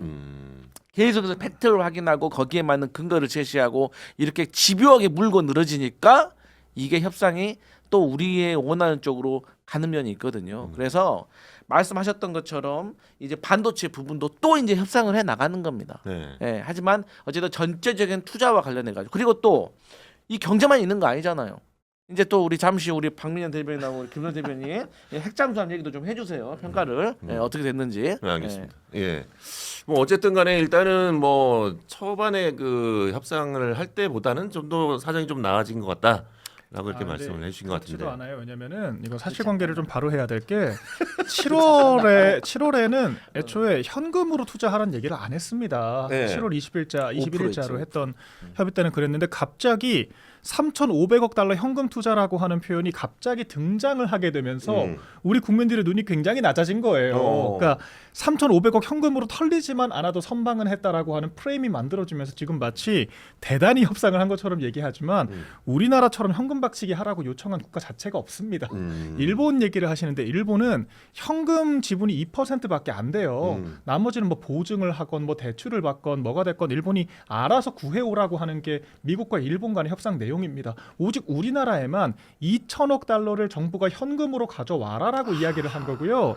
이거를 매년 200억 달러 할부로 주겠다는 거예요. 할부. 네. 그러니까 신용카드 할부로 걸어놓고 지금 이거 잘했다라고 하는 겁니다. 그렇지. 결과적으로 우리가 2천억 달러라고 하는 현금을 내주게 됐다라고 하는 불리한 조건이라고 하는 건 전혀 변하지가 않고 문제는 당장 내년부터 200억 달러면은 우리 돈으로 30조가 넘거든요. 네. 어떻게 조달을 할 겁니까? 30조면은 여가부 예산 15배예요. 그러니까 지금 정부 설명은 우리 외환 보유고 잘 기금 굴려가지고 그 수익금 만들어서 5% 정도 할 수 있다라고 하는데 2022년 기준 수익률 마이너스 11% 나왔습니다. 적자 볼 수도 있는 거거든요. 그럼 어디다가 손 벌리겠습니까?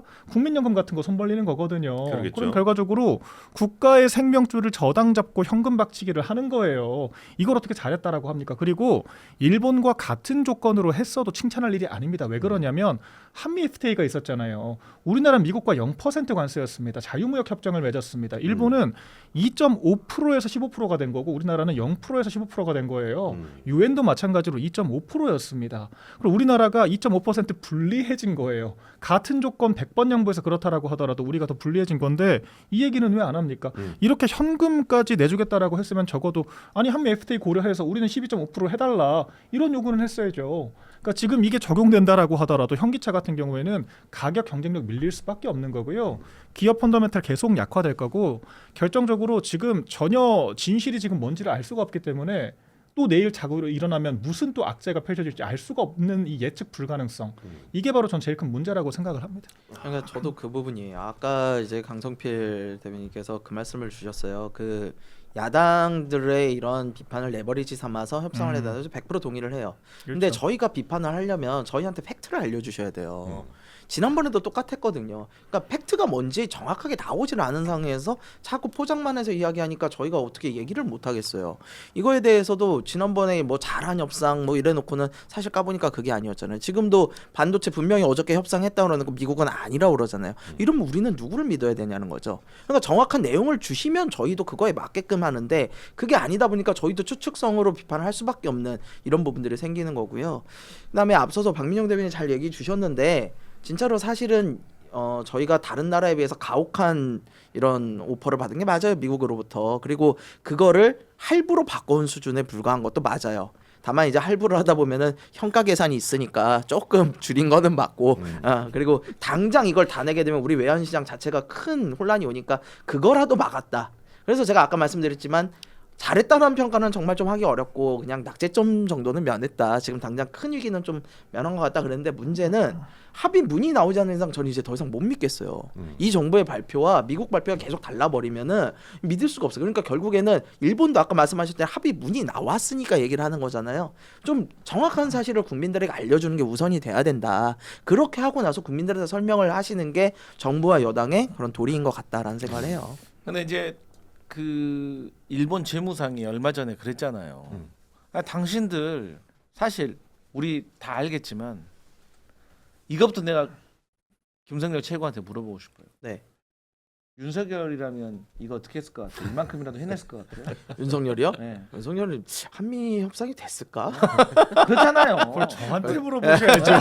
아니지. 객관적인. 그래 이제 물어볼게요. 자, 어떻게 생각해요? 트럼프가 술을 좋아했으면 아니, 또 다르겠지. 외교 협상이 일단 윤석열 대통령은 미국과의 관계가 계속 좋았어요. 좋았고 하다못해 한덕수 총리가 주도적인 그런 실력 행사를 했겠죠. 트럼프 대통령이 직접 통화를 즉답적으로 했잖아요. 이재명 대통령은 여드레가 나흘이 걸렸지만 그 한덕수 권한대행 체제는 즉답적인 연락을 받았거든요. 퍼머넌트 프레지던트 할 생각 없냐라고 질문을 할 정도로 우호적이었고 심지어는 저희가 2+2 회담 할 때는요. 1,000억 달러 수준에서 미국이 긍정적인 답변을 내놨습니다. 미 백악관에서 한국과 같은 동맹국가 최우선 협상하라고 긍정적으로 얘기를 했어요. 그때 민주당이 뭐라 그랬습니까? 정권 바뀌면 새 정권이 협상할 건데 지금 그 한덕수가 대선 출마용 정치 쇼하는 거 아니냐? 민주당 그때 그렇게 얘기했잖아요. 그렇죠. 네, 한덕수- 저희가 그대로 했으면 1,000억 달러를 했을 거라고 저는 생각합니다. 그래요. 아니, 근데 이제 이 말을 우리 국민들이 보고 계신 시청자분들도 윤석열 정부가 특히 윤석열이라는 사람이 이거 잘했겠냐라고 물어보면 뭐 어차피 윤석열이 한 게 아니라 뭐 김건희가 했겠지 누가 하겠지. 중요한 게 근데 아니라, 그것도 네. 못했을 거라고 생각하는 것이 이제 트럼프 일반적이고 대통령은 이제 일단 이게 본질이 좌파 아니라 하기 때문에 아르헨티나 하는 네. 거 보세요. 아니, 오케이, 우파 오케이. 정권이 수립돼야만 제가 사실 우자관 얘기인데 해준다고 하지 않습니까? 우자관 얘기인데 진지하게 들어갈 필요는 죄송합니다. 없고. 네. 근데 이제 그만큼 이거 진짜 어려운 문제라는 거는 알고 있을 것이다라고 생각을 하고 근데 이제 결국에는 일본 재무상도 처음에는 얘네들 이면 합의식으로 너희 얘기하지 않았냐 어차피 왜냐 우리 다 알고 계시잖아요. 트럼프가 지금 이 관세 협상을 벌이는 이유가 뭡니까? 내년 중간 선거 이기려고 하는 겁니다. 왜? 미국에 지금 유동성 공급이 많아졌어요. 그래서 주식이라든가 뭐 부동산 화랑이야. 근데 이러다 보니까 어때? 물가가 상승하잖아요. 그러니까 물가 상승하는 거를 어디서 컴프로치하냐? 다른 나라에게 관세를 부과함으로써 이것을 보전을 하려고 하는 거 이거 누구나 다 알고 있는 거잖아요. 선거 대비용이라는 거. 그러니까 일본에게도 야 일단 지금 좀 사인해. 나중에 우리가 어떤 일 해줄게. 이제 이런 건데 이게 그러면 한국도 일본처럼 그렇게 할 줄 알았는데 한국은 그게 납득이 안 되는 거죠. 왜? 이렇게 야당에서 야 공개해. 무슨 일 있었던 거야. 막 이렇게 공격하니까 근데 사실 그런 공격이 맞아요. 그런 공격을 해주고 지적을 해주니까 정부가 일본처럼 이면 합의 못하는 거거든요. 그렇기 때문에 이 부분에 있어서는 사실 여당을 해보신 분들은 알겠지만 어떻게 하나에서 10가지 다 말을 합니까? 그건 못하잖아요. 그건 안 해본 사람들이 하는 말이에요. 안 해봐서 안 해봐서 한 말이라고. 안 해봤어. 윤석열 제보. 예. 이쪽에서 해봤지. 아니, 그러니까 그거 해본 최상목 경제부총리를 그 민주당이 대선 기간에 무슨 자기네들 파기환송심 유죄 판결 났다고 화나가지고 탄핵시켜 버렸지 않습니까? 2+2 회담 잘하고 있는데 그런 경험자들이 협상할 수 있게 이끌어줬어야죠. 그러니까 이게 네. 저는 이 부분은 공감을 해야 돼요. 트럼프라는 사람을 상대로 협상하는 건 정말 어려워요. 이게 누가 됐든지 어려웠을 거예요. 그렇기 때문에 워낙 예측 가능성도 떨어지고 그러다 보니까 이 사람을 상대로 어떤 결과가 나왔어도 이게 평가하기 쉽지는 않아요. 그러니까 그런 부분을 우리도 감안할 테니까 거짓말만 좀 하지 말라고요. 그러니까 국민 상대로 거짓말은 아니지. 그래 거짓말했어. 그래 거짓말까지는 아니라고 그래. 할게요. 근데 그렇게 말하면 안 돼요. 눈속임은 거짓말이라고. 하지 마요. 눈속임. 왜냐하면 반도체 이거 우리가 하려고 했는데 관세 협상 잘 안 됐다라고 얘기를 해줘야지. 당장 미국에 가가지고 저렇게 우리가 협상한 적 없어. 그래 버리면 면이 뭐가 됩니까 이게. 그렇죠. 예. 그래서 뭐 일단 여러 가지 면에 있어서는 저희는 이제 또 그렇게 평가를 하는 것이고 또 말씀드렸다시피 이제 또 러트닉이 또 저렇게 또 이러네 저러네 하니까 또 이제 우리 정부가 계속해서 집요하게 이 관세 협상은 잘 해 나가야 된다라고 하는데 어쨌든 제가 말씀드리고 싶은 거는 이 핵 잠수함이 세계적으로 6개 국가밖에 없어요. 네. 근데 우리나라가 이제 바로 넘어가시네. 네. 핵 잠수함. 근데 제가 그래서 기술이 좋아. 하나 그 말씀드리고 싶은 네. 게 이게 있어요. 제가 이제 전 정부 고위직한테 들은 건데 이 문재인 전 대통령을 트럼프가 이제 뭐라고 부르냐면 제인 그랬대. 처음에는 이제 뭐 친하니까 뭐 이렇게 격식 프레지던트 뭐 이렇게 하다가 제인 뭐 이렇게 하더래. 근데 원래 이제 북한이 미사일을 쏘잖아요. 네. 그러면은 한국 대통령과 미국 대통령이 통화를 하게 돼 있답니다. 네. 그러면은 통화할 때 이제 하루는 문재인 전 대통령이 아니 우리가 핵잠수함을 가지게 되면 솔직히 너희 미국이 너희 북한을 두려워하는 이유 중에 하나가 북한이 핵 무기를 쏠 때 지상에서 쏘면은 나름대로 인공위성이라는 걸 탐지를 하기 때문에 또 그때는 이제 고체 연료가 아니라 유리로 넣기 때문에 시간이 걸리니까 포책을 한단 말이에요. 그런데 무서운 게 뭐냐면 잠수함이 실어가지고 잠수함에서 쏴버리는 거예요. 그런데 미국의 잠수함이 우리 한반도 영해에 와가지고 탐지를 할 수가 없잖아요. 네. 그러니까 결국은 그 역할은 우리 대한민국이 해줘야 되는 거예요. 그렇기 때문에 핵 잠수함과 관련해 가지고 여러 가지 요구들이 있었어요. 아, 그랬구나. 근데 그때도 이거 진짜인지 뭐 사실인지 모르겠지만 네. 그러니까 트럼프는 어떤 스타일이냐면 아 그래? 그럼 핵 잠수함을 사야 돼? 그러면은 뭐 그럼 어디 나라 거 사는 거야? 예, 그 문재인이 아 당연히 우리가 미국 거 사지. 그러면은 아 우리 미국 거 사는 거야? 그래 너희들 줄게 이렇게 하는 거예요. 근데 그 다음에 이제 미국 국방부 장관이나 전화 와가지고 야 트럼프 이거 국방 잘 모르는 거 알지? 없던 얘기가 그냥 넘어가. 뭐 이랬다는 얘기가 있을 정도로 이제 여러 가지 핵 잠수함과 관련해 가지고는 과거부터 여러 가지 요구가 있었는데 어쨌든 이재명 정부 와가지고 이 핵 잠수함을 보유하게 됐다는 것도 큰 쾌거다. 사실 이 전만 하더라도 안보 이슈 관련해 가지고는 우리가 핵 농축이라든지 핵 폐기 이후 연료 재처리에 대해서만 우리가 일본과 같은 수준으로 하는 것만 가지고도 우리가 좀 성과라고 얘기를 했었는데 또 예상치 못한 이런 긍정적인 또 하나의 결과물이 만들어져서 저는 이 부분에서도 조금 또 우리 국방과 안보와 보훈을 또 중요시하는 보수 정당에서 또 평가를 해줬으면 좋겠다. 저는 어제도 뭐 보수 정당 한 의원 인터뷰 보니까 긍정적으로 평가하시더라고요. 네. 그리고 굉장히 빠르게 답변이 왔어요. 트럼프 측에서. 네, 오늘 새벽이었죠. 예. 근데 저는 혹평을 좀 하고 싶은 것이요. 예. 아, 또 혹평이에요? 너도 끈질기다 정말. 혹평 할 수밖에 끈질겨. 없죠. 왜 트럼프가. 그러냐면 네. 저는 지금 트럼프 행정부와 이재명 정권이 각자 동기는 다른데 우리나라에 주둔하고 있는 이 미국의 전력에 대해서 조금 줄여나가자라고 하는 공감대가 있는 것 같아요. 네. 그러니까 이재명 정권은 북한 굴종이라고 하는 동기가 있을 것이고 트럼프 대통령은 뭐 차기 노벨 평화상을 노리고 있는 게 아닌가라는 이제 추정들을 하는 건데 결과적으로 이게 어제 또 미국에서 그렇게 얘기를 했거든요. 전작권 환수 논의하는 거 훌륭한 일이다라고 치켜 세웠거든요.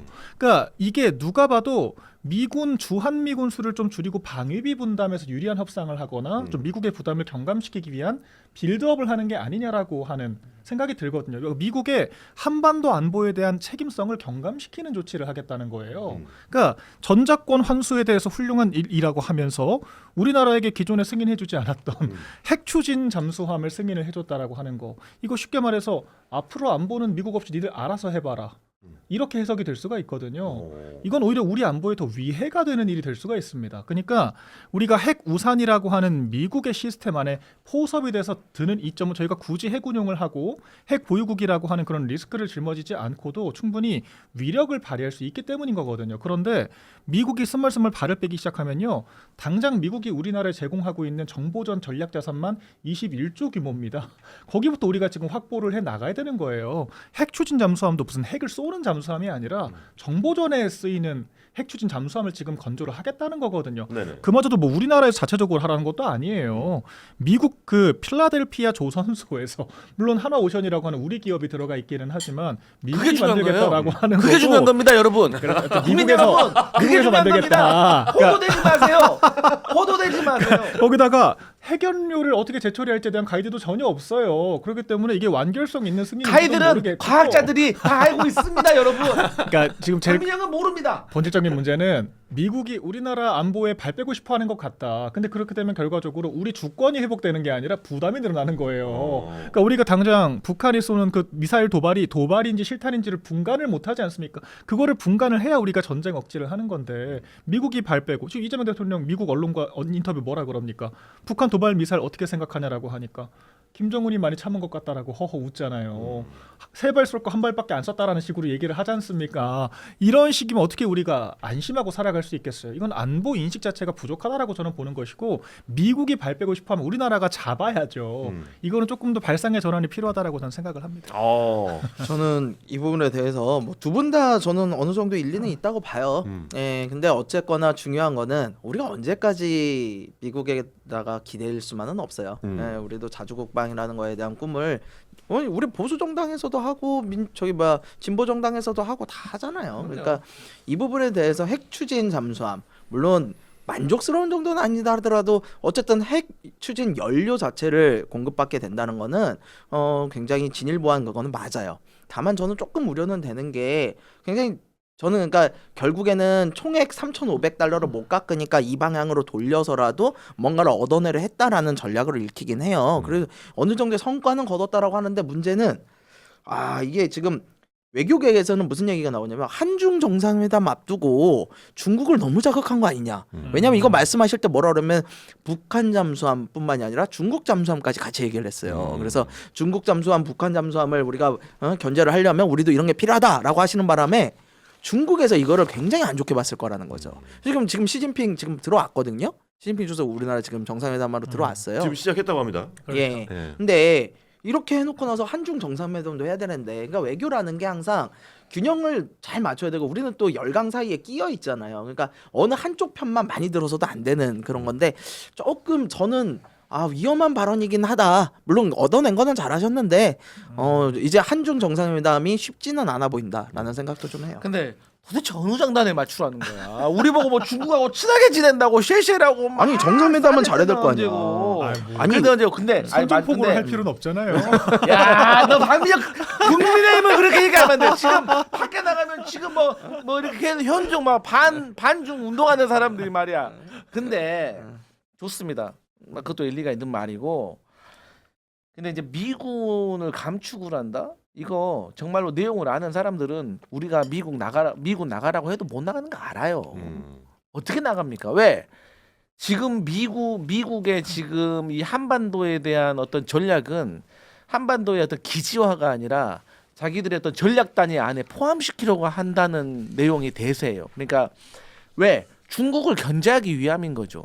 근데 물론 표면상으로는 한반도에서 남과 북이 대치하고 있기 때문에 여기에 대해서 이제 대비하는 거라고 하지만 지금 현대 2025년 오늘날에는 지금 북한에 대한 대비보다는 지금 미국은 한반도에 있는 특히나 주한 미군을 통해 가지고 중국을 견제하고 있는 거예요. 그렇기 때문에 미군이 뭐 철수하고 빼고 뭐 이런 문제는 사실상 뭐 안보가 뭐 구멍 난다 이런 건 좀 말이 안 되고 뭐 예를 들어서 뭐 미국에서 이제 핵 우산 같은 거 그런 것들이 이제 안 됐을 때는 좀 큰 문제가 있지만 미국은 조금 감축하고 그런 건 전혀 상관이 없다는 걸 말씀드리고. 이제 국감 하시죠. 네. 이제 주제 전환 좋아. 아니 국가 넘어가기 전에 네. 지금 속보 같은 게 지금 미중 정상회담이 지금 부산에서 지금 시작이 됐는데 요거를 이제 뭐 회담이 이제 곧 있으면 끝날 거 아닙니까? 네. 뭐 길게 하지 않을 것 같은데 여기서 우리가 이제 지금 중점적으로 봐야 되는 포인트가 무엇인가? 요게 사실 궁금하긴 해요. 저는 봤을 때 네. 좀 큰 얘기인데 이번에 그러면 트럼프하고 시진핑하고 싸워서 누가 이겼냐? 저는 시진핑이 이겼다고 봐요. 그러니까 세계 1등 미국하고 네. 대체 불가한 히토류 1등 중국하고 싸운 거예요. 네. 화살 10개 가진 사람하고 큰 화살 하나 가진 사람하고 싸운 건데 전 중국이 이겼다고 봐요. 그 이유가 뭐냐면 네. 이 정치적인 입장이 시진핑하고 트럼프하고 다른 거예요. 트럼프는 4년 계약직이에요. 계속해서 그것도 2년마다 평가받아야 되고. 그러니까 지금 우리와 관세전쟁, 세계와의 관세전쟁 이게 다 지금 내년 중간선거 때문에 그런 거 아니에요? 그런데 시진핑은 평가를 받을 필요가 없어요. 계속 쭉 가는 거야. 10년 전에도 지금도 트럼프가 은퇴하고 나서도 계속 시진핑은 있을 거예요. 언제까지인지는 모르겠지만. 그렇기 때문에 트럼프는 뭐가 조금이라도 하나 잘못되면은 지금 미국 시민들이 들고 일어나는 거예요. 아니 당장 중국에서 대두 안 사준다고 하니까 미국에서 대두 농사하는 농민들 들고 일어선 거 아닙니까? 그리고 히토류 없으면 뭐 아무것도 할 수가 없잖아요. 그렇죠. 그렇기 때문에 하지만 중국은 다른 10개 중 9개 중에서 타격을 받는다고 하더라도 어쨌든 독재 국가니까 그게 정치적으로 이게 타격을 안 받는 거잖아요. 그런 차원에서 이 미중 정상회담이 시작되기 전부터 이미 결과는 나버렸다. 그런데 이제 문제는 우리가 만약에 히토류와 관련해 가지고 계속해서 중국하고 미국하고 불협화음이 나면 중국도 사실 본인이 히토류 1등이긴 하지만 바로 미국을 찌르기가 좀 부담스러운 면도 있어서 오히려 그 중간자에 있는 한국을 때림으로 인해서 이것을 표본으로 할 수가 있는 그런 우려가 있었거든요. 그래요. 이게 이 싸움이라는 게 네. 누가 이기고 지고는 전혀 중요하지 않아요. 진짜? 왜냐하면 미국이나 중국이나 우리한테 있어서 가장 많은 수출 국가, 가장 많은 수입을 하는 국가예요. 둘이 싸우면 안 되는 거야. 우리 입장에서는. 둘이 이기고 지고가 문제가 아니라 둘이 안 싸워야 돼. 싸우면 우리만 힘들어요. 예, 중간에서 진짜 고래 싸우면 새우등 터지거든요. 그래서 이 미중 정상회담이 이런 화해의 무드, 좋은 분위기로 끝나는 게 우리한테는 최선이다. 예, 맞습니다. 근데 이거는 살짝 이것도 발상의 전환이 좀 필요한 게 그래요? 중국이 그렇기 때문에 저희가 좀 견제를 해야 돼요. 그러니까 중국이라고 하는 나라가 우리가 자유무역 협정이라고 하는 게 그 시장 내에서 정부에 의한 인위적인 통제가 없다라고 하는 걸 전제로 하거든요. 왜 그러냐면 정부가 이 수출을 통해 얻은 수익을 특정 이 기간 산업에 집중적으로 투자해서 이 국제 무역 질서의 어떤 룰을 깨버리게 되면은요, 그게 그 산업 자체를 잠식해 버릴 수가 있거든요. 중국이 그렇게 하는 나라입니다. 우리나라가 조선업 압도적인 1등이었잖아요. 중국은 수출을 통해 벌어들이는 수익을 기업들이 자체적으로 투자를 하는 것이 아니라 중국 공산당이 어디에 투자할지 결정을 하기 때문에 조선업 무조건 몰빵해서 키워하면 그게 되는 나라입니다. 그렇기 때문에 중국의 산업들이 특히 우리나라 같은 대체 시장들을 점점 잠식을 해나가는 거거든요. 우리가 중국에 많은 수출을 하고 있지만 무역 수지가 적자예요. 왜 그러냐면 그 이상으로 수입을 하고 있기 때문에 우리와 대체제 관계에 있는 것이 아니라 보완제 관계에 있는 제품들을 거래를 하기 때문에 더 싼 값에 거래를 하니까 그렇게 될 수밖에 없는 거거든요. 그래서 역설적으로 미국이 중국을 견제해주면은 우리나라 산업이 되살아나는 효과들이 있습니다. 그러니까 이런 전체적인 역학을 봤을 때 저희가 이 미중 간의 갈등을 관망만 할 것이 아니라 그 사이에서 우리가 어떤 이득을 취할 수 있는지 그 역학 구도를 잘 파악을 해야 한다라고 생각을 하고요. 이 중국의 아나무인적인 이런 뭔가 땅 그 점령 전쟁 하듯이 하는 이런 무역 투쟁에 대해서 저희가 경각심을 좀 가질 필요도 있다라고 생각이 됩니다. 우리 박민영 대변인도 참 말 잘해요. 네. 주댕이 파이터잖아요. 근데 아니 그 말 정말 맞아요. 대변인이죠. 네, 아니 이제 중국하고 미국하고 그러니까 우리 김성재 최고 말도 맞고 박민영 최고 그 대변인 말도 맞는 게 사실 미국하고 중국하고 다 잘 지내는 게 괜히 우리가 새우등 터질 수 있으니까. 근데 그럼에도 불구하고 어쨌든 미국하고 중국하고 싸우니까 그 낙수 효과를 우리가 또 보는 면도 있거든요. 근데 참 어려운 문제인 것 같습니다. 이게 상대가 다자구도기 때문에. 정답이 없어요. 예, 알겠습니다. 이 대통령 트럼프 오늘 1시 경주 박물관에서 한미 정상회담 하겠다. 이렇게 또 발표가 됐습니다. 에이펙 때문에 모든 관심이 또 에이펙으로 쏠리고 있는데 이번 에이펙에 무슨 성과가 좀 있을 거라고 보고 계십니까? 어떻게 세 분 보고 계신지 먼저 한번 좀 간단하게 좀 이야기 나눠볼까요? 어떻습니까? 에이펙이라는 다자 회의에서는 사실 이렇다 할 성과를 내기가 어려워요. 별건 없을 다자 것이다. 회의라는 그 외교 무대의 성격이 그렇습니다. 네. 여러 사람들 모여갖고 좋은 얘기하고 잘 지냈냐 하고 인사하고 다음에 보자 이런 헤어지는 수준이라고 보고요. 중요한 것은 뭐 한미 정상회담, 네. 또 한중 정상회담, 미중 정상회담 이거겠죠. 한미 정상회담은 사실 이번에 그 에이펙 정상회담 계기로 관세 협상 타결될 가능성이 있다고 봤는데 네. 지금 분위기만 놓고 보면 그 타결되기 어렵다는 거잖아요. 네네네. 전체적인 총평을 얘기하자면 여튼 이재명 대통령 얘기를 들어보면 아예 뭐 다시 시작한다라고 생각이 들 정도의 얘기를 하셨더라고요. 여튼 저는 그 현 정부가 기대 관리를 잘 하고 있다는 생각이 들어요. 기대치 낮춘 거예요, 그러면? 그렇죠. 기대치를 엄청 낮춰놓으니까 사람들이 왜 기대치를 낮출 수 있었던 원인 중에 하나는 트럼프라는 미국 변수가 있는 거죠. 트럼프는 상대하기 어려워. 예측 불가능해. 자기 마음대로야. 이러니까 트럼프랑 만나서 트럼프가 요구하는 모든 수준이 그 우리가 받아들일 수 없는 건데 이런 식으로 계속 낮춰놓으니까 지난번에 왜 이렇게 기대치 높인 거예요? 그러니까 이 기대치가 낮아진 수준에서 네. 어떤 결과가 나오더라도 야 그만하면 잘했다 이런 평가를 받을 수 있는 수준까지 기대치가 떨어진 거예요. 그렇구나. 이게 또 뉴 노멀이에요. 제가 볼 때는 2016년 이후에 기존에 우리가 알던 건 많이 바뀌었다. 2016년 대선에서 트럼프가 이겼죠. 그러니까 이 기존에는 정상회담하면 무조건 뭔가 합의문이 나오고 그렇죠. 사실은 일종의 세리맨이죠. 일종의 뭐 물밑에서 다 실무진들이 협의한 걸 가지고 그래 우린 좋은 친구야 악수 짜자작 하고 헤어지는 게 기존의 관례였다면 지금은 트럼프의 출연으로 그런 건 없어진 것 같아요. 제 말은 뭐냐면 그러니까 한미 정상을 회담한다 그러면 지금까지 있었던 뭔가를 다 도장을 찍어야 돼라는 게 우리가 관성적으로 관례적으로 알아서 지금도 알고 있는데 2016년 이후에 그건 끊겼다. 굳이 그럴 필요가 없는 거죠. 그러니까 많은 국민들이 사실은 자 한미 정상회담 제일 우리의 관건은 우리나라로서는 일단 관건은 관세 협상인데 그쵸. 타결돼야 되지 않겠어? 그럼 또 뭐냐면 타결 안 되면 실패로 보는 거죠. 근데 협상이잖아요. 네. 예전에는 서로 간에 호혜적인 그러니까 서로 간에 득이 되는 협상들이 주로 이루어졌기 때문에 타결되면 서로 다 좋은 거였지만 지금은 트럼프 시대는 그게 아니죠. 트럼프가 거의 약탈적인 외교를 하고 있잖아요. 물론 트럼프 입장에서는 니네들 우리나라에 수출해서 많이 가져가잖아라고 할 수 있지만 기존과는 판이 바뀌는데 무조건 도장을 찍는 건 아니다. 협의가 아니라 거의 그냥 그 본인의 생각을 이야기하고 따라와. 그렇죠. 네, 약간 이런 식이잖아요. 그렇죠. 여기에 우리가 기존 생각대로 해서 뭔가 도장을 찍어야 되는 압박감이 있으면 네. 우리가 밀리는 거예요. 우리는 우리에게 맞는 협상이 돼야 거기에 도장을 찍어야 되죠. 아 그래서 이재명 대통령께서 지금 뭐 이루어진 거 아무것도 없다 다시 시작이다 약간 그래서 그런 의미로 그렇죠. 이야기를 저는 하는군요. 그게 맞다고 됩니다. 뭔가 우리가 계속 기대를 하고 있고 그러네요. 시한에 쫓기게 되면 불리한 협상을 하는 거예요. 예를 들어 뭐 20억짜리다. 뭐 지금 350억 달러를 3,500억 달러를 달라고 하는데 뭐 3천만 원이면 저라도 줄 수 있어요. 근데 그게 아니잖아요. 네. 그러면 최대한 국익에 맞춰서 해야 된다. 왜냐하면 저 일부에서는 지금 우리나라 자동차 기업 뭐 다른 기업들이 관세 25% 정도 불리하다. 이게 연간 따져보면 10조 정도 됩니다. 예, 대미 수출이 지난 월별 계산해서 1년에 한 달에 한 1조 정도 좀 안 돼요. 수출 네. 감소액이. 그런데 지금 트럼프가 달라는 건 500조잖아요. 그럼 연간 10조의 매출 감소를 만회하기 위해서 500조의 이건 순이익에 관련된 거예요. 돈 그냥 나가서 만약에 우리가 원금 회복에 대한 이게 보장이 없으면 보장이 없잖아요. 없죠. 되면은 좋은 거고 안 되면 많은 거예요. 그러면 이거를 우리가 도장을 찍어야 된다. 저는 이런 비유를 드는데 집에 불이 날 것을 대비해서 화재 보험을 10억짜리 집에 드는데 1년에 보험료가 1억이에요. 그걸 들을 필요는 없는 거죠. 그렇죠. 네, 지금 그런 상황이다. 알겠습니다. 근데 그 책임지지 못할 말씀을 하시는데 네. 어떤 거요?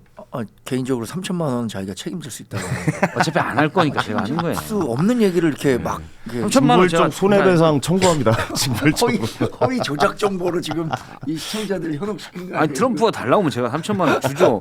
우리나라 수출을 위해서 대한민국 국민으로 위해서 3천만 원 낼 용이 없어요? 500만 원만 내주세요. 알겠습니다. 좀 트럼프 만나면 한번 얘기해 주시고요. 김영기 변호사님께서 어떻게 보세요? 지금 APEC 회의 중인데 뭔가 좀 새롭게 나올 만한 얘기들이 있을까요? 뭐 아까 말씀하셨다시피 뭐 다자 그 회의에서 뭐 특별한 게 나올 것 같지는 않고 그런데 뭐 트럼프 협상 이런 쪽으로 좀 얘기를 해보면은 사실 뭐 다 이미 말씀 잘 해주셨다시피 트럼프가 요구하는 것 어느 정도의 선은 명확하게 있고 그게 약간 약탈적이라고 볼 수도 있고 거기에서 우리가 협상력이라는 게 과연 있을까 그런 생각이 듭니다. 뭐 도장 언젠가는 결국 관세의 문제 때문에라도 어떤 식으로든 합의를 할 수밖에 없을 텐데 그 합의라는 것이 통보겠죠. 여기서 저는 좀 약간 의아한 게 적어도 이미 트럼프 그러니까 미국이 정하고 있는 그런 각각의 항목들 거기에 대해서는 어느 정도 기준 이하로는 우리가 절대 못 받아낼 게 분명하니까 대안적 협상이라는 걸 좀 시도해볼 필요가 있는데 일본만 해도 요번에 뭐 퍼주기식으로 엄청 했다고 하지만은 일본 진짜 도움이 하나도 안 돼요. 일본 때문에 일본 너무 머리를 조아리는 거 아닙니까? 근데 일본이 거기서 얻어간 게 요번에 총리인가요? 국방 정책의 내용으로 핵 잠수함 보유를 명시했는데 미국이 아무런 반응을 보이지 않았습니다.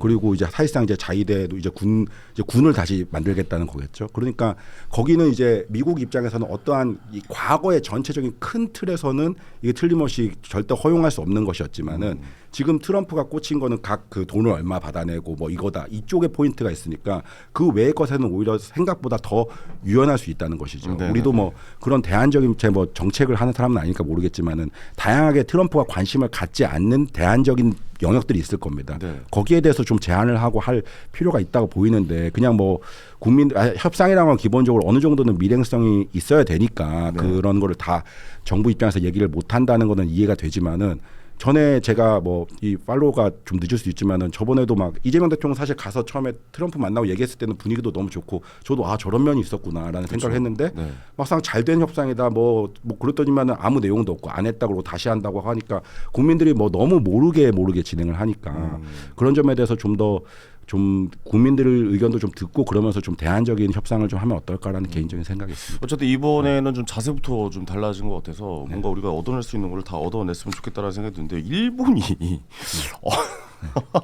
너무한 거 아닙니까 이분들? 아니 그 노벨 평화상 그것도 우리 건데 그것도 가져다 다 쓰고 너무 저 자세로 나오니까 오히려 다음에 협상에 대한 우리가 좀 부담이 되지 않나라는 생각 좀 들기도 노벨 해요. 평화상 추천이 우리 거예요. 우리 거죠. 우리가 먼저 얘기했으니까. 우리가 해야 되는 건데. 우리 건데 갖다 먼저 쓰더라고요. 근데 뭐 다른 나라들도 이미 네타냐후 이스라엘 총리도 뭐 노벨 평화상 얘기했죠. 추천하겠다라고 네네네. 했었으니까 뭐 그건 우리 거 같지 않고 페이스메이커 우리 건데. 예. 페이스메이커는 우리 거죠. 근데 그 페이스메이커가 된다는 게 엄청 어려운 일이에요. 지금 북한의 그 전략은 뭐 너무나 명확한 거 아닙니까? 그러니까 우리 대한민국은 빠져라. 지금 핵 갖고 있는 우리와 미국이 대화한다는데 니네가 왜 끼냐 이런 식으로 접근하고 있기 때문에 맞아요. 이재명 대통령이 낄 여지가 많지 않을 것 같아요. 그러니까 뭐 한반도 운전자론이라고 해서 문재인 전 대통령 했었는데 그 성과 우리 뭐 하나도 체감 못했잖아요. 사실 2018년인가 그 도보 회담하고 뭐 이럴 때 그때만 하더라도 분위기 좋았는데 제가 명확하게 기억하는 게 2018년인가 그 보도국 회의에 하면서 그 영상 자료를 보면서 야 앞으로 4, 5년 문재인 대통령은 저 그 남북 관계 때문에 굉장히 어려울 거다. 그게 그렇게 해결될 수 있을 문제가 아니거든요. 우리가 뭐 그 운전자론이라고 해갖고 주도적인 역할을 하겠다라는 꿈과 비전은 너무 좋죠. 그러나 적어도 정치를 한 사람은 땅에 발은 딛고 있어야 되는데 그런 인식을 문재인 대통령이 못했기 때문에 저는 실패했다고 보거든요. 근데 이재명 대통령도 비슷한 역할을 해보겠다라고 하지만 쉽지가 않은 게 국제 정치라고 봅니다. 네네. 저도 뭐 쉽지 않다고 보고 전 처음부터 2018년 남북 정상회담하고 그럴 때도 최소한 30년 이상의 이건 프로젝트여야지 그냥 갈 수가 없다.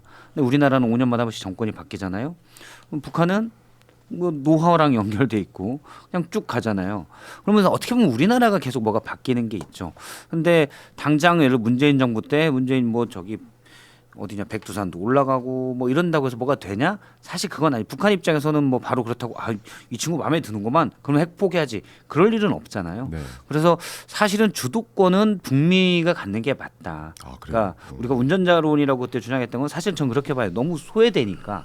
근데 북한은 우리에게 별 관심이 없습니다. 일단 북미가 풀려야 그 다음에 우리가 바로 옆에 있으니 뭐 북한 내 개발을 한다든지 뭘 하든지 그때 우리가 역할을 할 수 있는 거지. 사실은 우리가 주도적으로 할 수 있는 거는 그냥 뭐 식사 장소 잡으려고 하는데 예약 대신 해준다거나 그냥 그 정도밖에 그쵸. 사실은 운전자로는 운전을 거기까지 해다 드리겠으니 그렇죠. 둘이 얘기하고 다시 타세요. 맞아요. 그러니까 이런 의미가 될 수도 있겠죠. 네, 제한적인 겁니다. 그리고 그거는 상황 자체가 사실 그래요. 그러니까 뭐 당장 2, 3년 어떤 남북 교류 활성화된다고 해서 북한이 개방으로 이제 남조선의 진심을 알았어.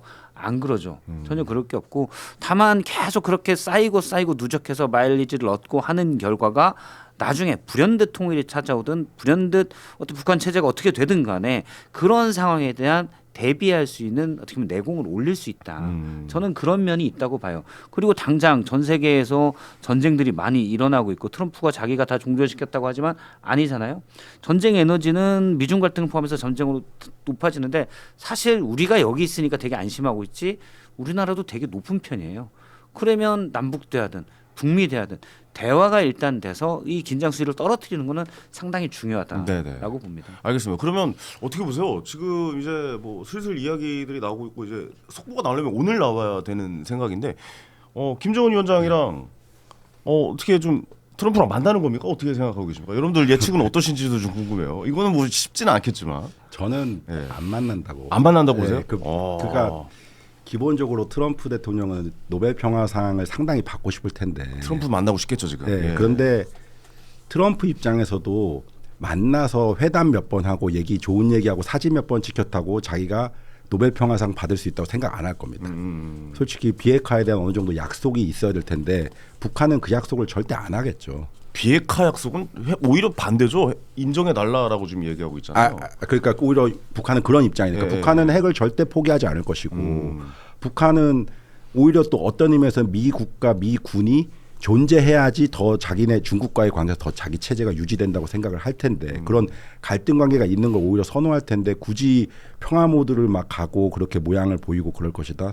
서로가 그래서 저는 뭐 그냥 물론 뭐 모양 내고 그냥 온 김에 한 번 두 번 해서 그냥 뭐 사진 남기고 그런 식으로 뭐 일한다 이런 느낌으로 만날 수 있을지는 모르겠지만은 뭔가 둘 다 서로가 실효성이 없다는 걸 잘 알아서 좀 더 실리를 추구하면 굳이 만나지도 않을 거라고 생각합니다. 그러니까 그때랑 약간 다른 게 지금은 약간 좀 또 러시아랑 그렇죠. 중국이랑 좀 약간 지금 북한 경제가 아주 나쁜 편은 아니에요. 지원을 많이 받고 있잖아요. 지금 대북 제재로 인해서 굉장히 힘들었고 코로나 때 힘들었었던 시기가 있었는데 지금은 대북 제재에 빈 구멍들이 많이 생겼어요.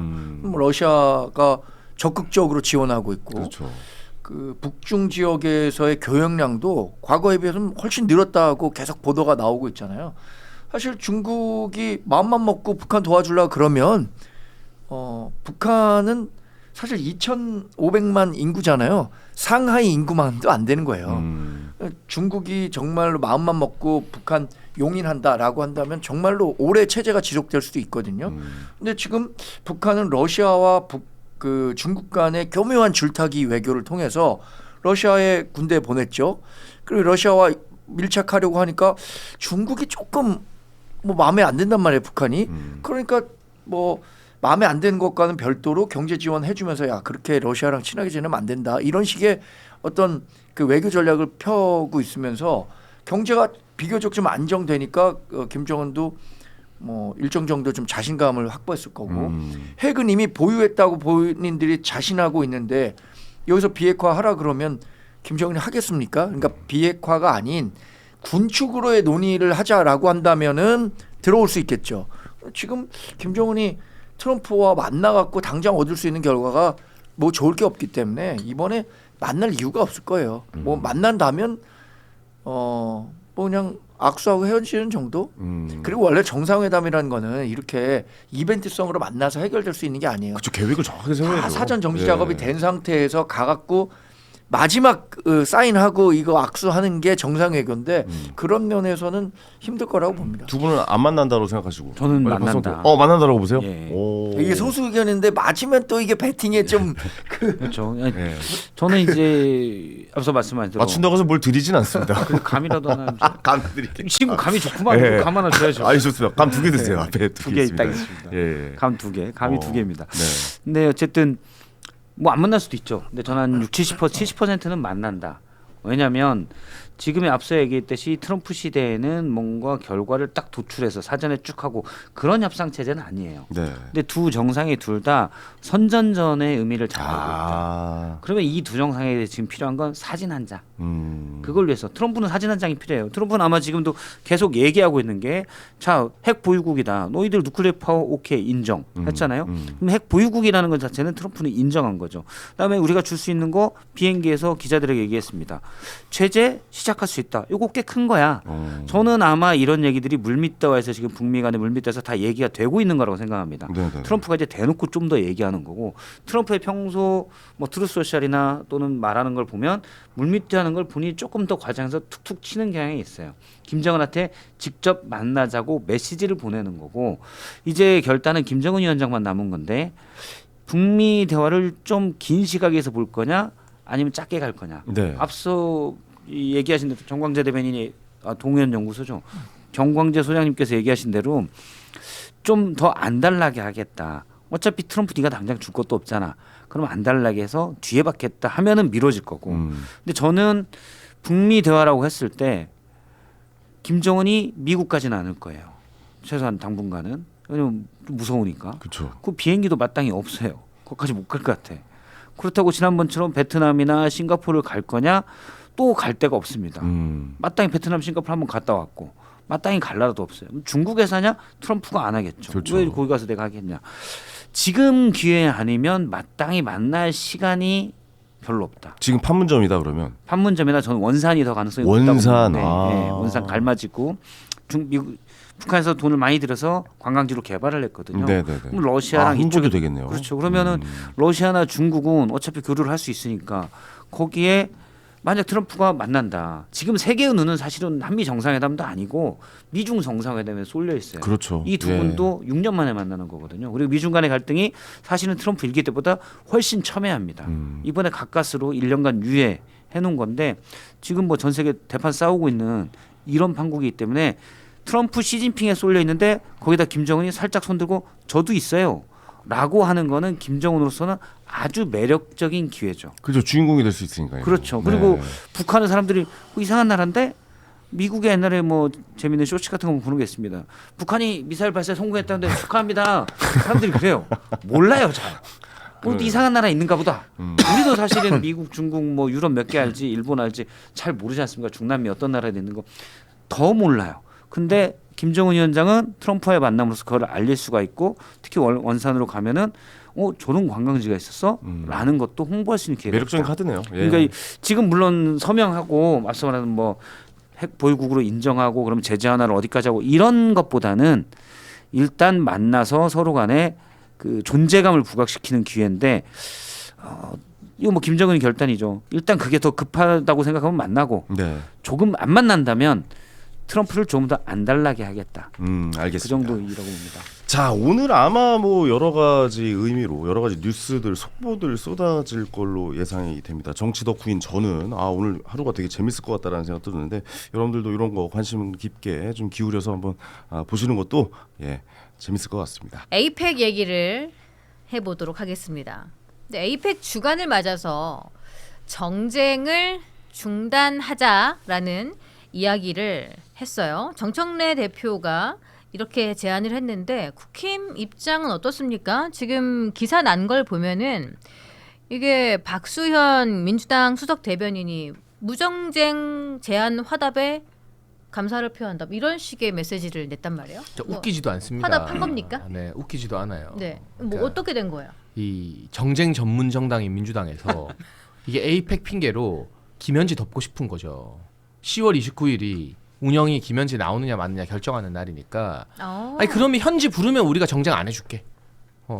현지 받고 콜.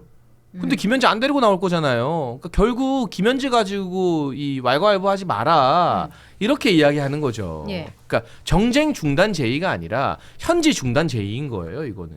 근데 누구 맘대로 김현지 이야기를 안 하면 국감이 다 맹탕 국감이 될 텐데 그걸 어떻게 받아줍니까? 근데 저는 국민의힘 지도부가 뭐 잘 응대하고 있다고 봐요. 잘 응대했어요. 그러니까 뭐 이제 그럴 뉘앙스를 좀 풍겼거든요. 실제로. 왜냐면 국감 저는 이제 뭐 나와야 된다고 보는 입장입니다. 김현지 실장이 나와야 된다 그런 입장인데 네. 만약에 안 나온다 하더라도 저는 국감 이후에도 언제든지 부를 수 있어요. 왜냐면 운영이라는 게 상임위가 계속 열리는 거 아니에요. 네. 그러면 계속 그거를 정치 쟁점화 해가지고 국민의힘이 무기로 쓸 수 있는 거거든요.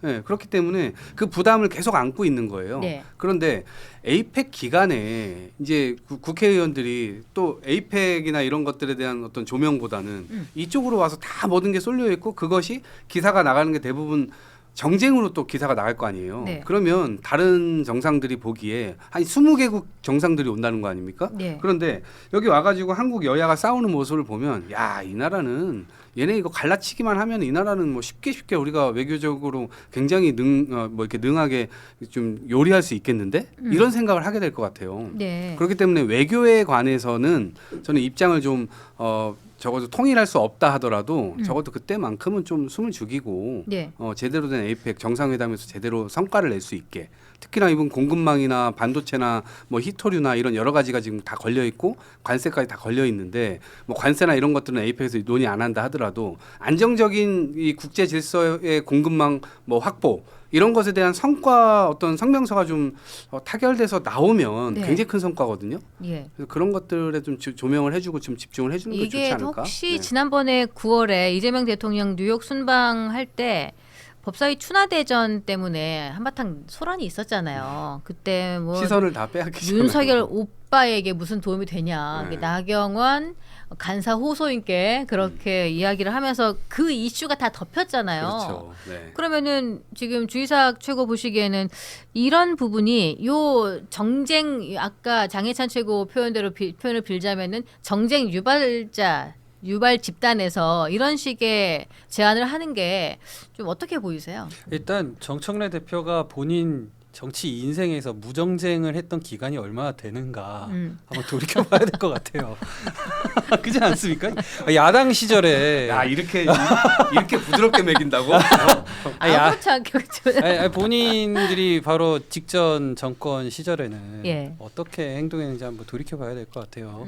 뭐 탄핵 뭐 몇 번 했죠? 탄핵 시도를 단 한 번도 쉬지 않고 정쟁을 일으키셨던 분이 지금 이렇게 얘기를 하는 것은 예. 당내 지지층이라든지 또 대통령실에 어느 정도 눈치 봐서 하는 내수용 제안인 것 같고 당내 자당내. 네. 그래서 특히 이제 부동산의 이슈랑 또 김현지 이슈랑 이렇게 해가지고 다 꽤 힘드시니까 지금. 뭐 스타로 치면 같이 얼라이 맺고 끝내자. 같이 잠깐 우리 무승부하지 않을래 이런 제안을 하는 건데 되겠습니까? 그리고 다른 나라들 정상들 만났을 때 우리 국민 입장에서 네. 다 그 정상이 어떻게 우리랑 협상하는지 거기에만 보지 외국 그 외교 정상들이 와가지고 그 나라 뭐 국회나 이런 것들 사실 크게 신경 안 쓸 거예요. 우리도 미국 뭐 상원 하원 이슈 이런 거 별로 신경 안 쓰고 외교할 텐데 그런 부분에서는 큰 틀에서는 예. 물론 디테일하게 접근할 때는 중요하겠지만요. 예. 그러니까 그러니까 우리 아까 저기 장희찬 최고께서 말씀하신 것처럼 뭐 받고 이런 식으로 해야 하는 게 정치지 그런 거 없이 그냥 우리 무승부하지 않을래 이러면은 듣겠습니까? 좀 한심한 제안이라고 생각합니다. 예, 그러면은 이거는 단순히 김현지 출석을 덮기 위한 그런 제안일 뿐이다. 그렇게 말씀하시는 거예요? 네, 뭐 그런 취지로 말을 하는 것 같은데 뭐 전 그런 것은 아니라고 보고 어찌 됐건 에이펙이 성과를 내는 것이 굉장히 중요하고 네. 특히나 지금 중국 시진핑하고도 만나고 또 트럼프하고도 만나고 일본 시나이 총리하고도 만나고 다 이렇게 지금 예정이 돼 있어요. 근데 그런 가운데 의회에서 계속 정쟁이 일어나는 그러니까 이를테면 소음이죠 그냥. 네. 그 김현지가 뭐라고? 그걸 계속 소음을 일으키고 뭔가 대통령을 공격하기 위한 투쿠션 전략을 쓰는 것인데, 네, 근데 저는 외교만큼 더 중요한 것이 있나? 진짜 국익을 위한다면 각 당의 정당들이 이 국익 앞에서는 같이 국민을 위해서 숙여줘야 된다. 제가 이 부분에서 이 지점에서 하나 그냥 전례를 하나 얘기를 해보자면 네. 바로 직전 추석에 명절에 스타도 한 판 같이 못하면서 지금 이 시기에 정쟁하지 말자고 하는 게 먹히겠습니까? 저는 뭐 택도 없는 소리라고 마음은 생각합니다. 모였으니까 함께 하자. 마음 모였으니까. 이게 그러니까 정청래 대표 페북에 보면 어제 최고위에서 우리 무정쟁 하자 이 제안하면서 그 전날까지 본인이 어떻게 했냐면은 오세훈 시장이 같이 토론하자 이렇게 얘기했을 때 본인 페북에 이렇게 올렸어요. 오세훈 딱하고 옹졸하다. 부동산 폭탄이나 회수하길 바란다. 자기 발등에 떨어진 시한폭탄에 국감장에서 제대로 말도 못하더만 센 척하기는 특검 수사나 잘 받아라 이렇게 하고 그 다음 날 우리 어제까지는 정쟁했지만 오늘부터 무정쟁하자 이렇게 하고 있는 상황인데요. 그러면은 그래도 아무리 국민의힘이라도 그래도 협조해서 같이 잘 해 나가야 되는 건 맞잖아요, 장혜찬 제가. 그렇죠. 예. 그런데 협조할 최소한의 명분도 안 주잖아요. 최소한의 명분이라는 게 어떤 그러니까 거예요? 이를테면 법사위 간사 선임도 지들 마음에 안 든다고 못하게 하는 게 국회 운영에서 야당은 인정하는 입장입니까? 그러니까 주의사 최고위원도 구의회 운영 경험이 있겠지만 그 각 당의 간사들은 당에서 알아서 하는 거예요. 예. 이거 이 핑계로 저 사람 안 된다, 저 사람 안 된다 하면 아무도 상임위원장이랑 간사 못 합니다. 그러니까 이런 최소한의 어떤 그 뭔가 협치가 필요한 부분이 아니라 남의 집안 살림까지 들어와 가지고 숟가락이 몇 개네 젓가락이 몇 개네 하면서 경찰 노릇하고 있는데 무슨 협치고 무슨 협조가 가능하겠습니까? 그리고 법안이나 뭐 여러 가지 의제 관련해서 네. 국민의힘은 내란 정당이라 무시하고 개혁신당은 의석수 적다고 무시하고 그러니까 보수 성향 야당들에 대한 일말의 존중조차 보이지 않거든요. 네. 근데 자기들 필요할 때만 협조하래. 그게 결국 일진들이 삥 뜯으면서 야 우리 친하게 지내자 하는 거랑 뭐가 달라요. 삥을 안 뜯고 폭력을 학폭을 안 하고 친하게 지내야 되는 거지. 네. 거기서 아 그래 우리 친구인 줄 알고 야 우리 친구니까 100원짜리 하나 주면서 저 매점 가가지고 피카츄 돈가스 3개랑 콜라 2개 사오고 잔돈 너 해. 우린 친구야. 사이좋게 말 잘한다. 하는 거 그게 뭐 사이 좋은 거예요? 그게 협조가 가능해요 그게? 뭐 피카츄를 사오라고? 아니, 그래서 이 지점에서 어느 한 정당이 정치 세력이 과반 이상을 가져가는 순간 이 꼴이 나는 거라고 저는 생각을 해요. 일단은 아니 그러니까 막대한 그거는 뭐 게다가 민주당이- 집행부까지 민주당이 뭘 했다기보다 국민의힘이 다 만들어준 거잖아요, 솔직히. 네, 이렇게 이거는 국힘이 자초해서 그렇죠. 이렇게 만들어져서 국민의힘이 어쨌든 총선을 그리고 대통령을 통제하지 못해가지고 대통령이 의대 증원 문제 그냥 밀어붙이게 하고 총선 앞두고도 뭐 대통령 담화해가지고 오히려 더 그냥 기름을 끼얹는 그런 발언들을 하게 하고 네. 그다음에 뭐 황상무 뭐 회칼 테러 뭐 이런 얘기들 정리도 빨리 안 하고 그다음에 호주 대사 뭐 보내고 그러니까 뭐 그런 식으로 이제 대처를 해서 사실은 민심 위반이 일어나서 네. 이 결과가 나왔고 예. 또 그 결과로 인해서 초유의 계엄 사태를 막았잖아요. 만약에 우리가 저희 민주당이 다수당이 아니었다면 지금 독재국가 됐을 거 아닙니까?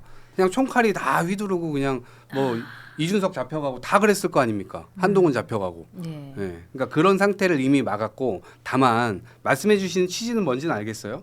다수당이 됐고 또 다리 차면 기울잖아요. 그러니까 민주당도 너무 힘자랑으로 계속해서 일관하고 이제 그런 방식으로 뭔가 틈을 열어주지 않으면 저는 오히려 이런 상황에서 약간 역공을 당할 빌미를 줄 수도 있다고 봅니다. 그리고 오늘 아까 여론조사 얘기했지만 서울 민심이나 이런 건 약간 보수가 가표집된 측면도 있지만 네. 그럼에도 불구하고 지금의 보수가 결집하고 있고 다시 민주당의 어떤 지지세나 이런 것들이 뭔가 좀 옅어지는 거 아니야라고 우려를 표할 때 네. 이럴 때 다시 좀 심기일전할 필요가 있다. 그리고 아까 장채고 말씀하신 대로 뭔가 우리가 정쟁 중단하자라고 얘기하기 전에 약간 먼저 그냥 전화 같은 거 좀 해가지고 아니면은 대변인끼리 혹은 정무수석끼리 뭐 이런 식으로 좀 만나게 해가지고 야 너네 진짜 우리가 카드 하나 들어줄 테니까 3일 동안은 정쟁 중단하자. 11월 1일까지는 뭔가 그런 또 뒷거래. 그런 뭐 게 지금 뒷거래가 전혀 나쁜 게 없이- 아니에요. 없이 하는 거잖아요. 그러니까 정치가 그렇게 해서 좀 살아 있어야 된다고 보는데 그런 게 없고 만약에 뒤에서 채널이 없고 앞에서만 지금 이렇게 싸우면 보여주기식밖에 안 되는 거죠. 그래서 아까 우리 MC께서 진정성이 없는 그런 부분에 대한 이제 상황을 좀 설명해 주셨던 것 같습니다. 네, 예. 저도 그 부분이 되게 아쉬워요. 네, 지금 정치가 좀 있어야 되는. 힘 있는 데가 원래 그런 식의 좀 내려놓고 진정성 있는 모습을 보여줘야 정치가 돌아가거든요. 이게 서로 메시지 싸움인 것 같은 게 서로 왜 이렇게 엇박이 나지 싶어가지고 시간을 보니까 어제 국민의힘 최고위가 오전 8시 반에 개최가 됐고 민주당 최고위가 9시였는데 장동혁 대표가 8시 반에 에이펙 성공을 위해 모든 힘 보태겠다라고 이야기를 하니 정청래 대표가 9시 30분 뒤에 에이펙 기간에 정쟁 중단하자.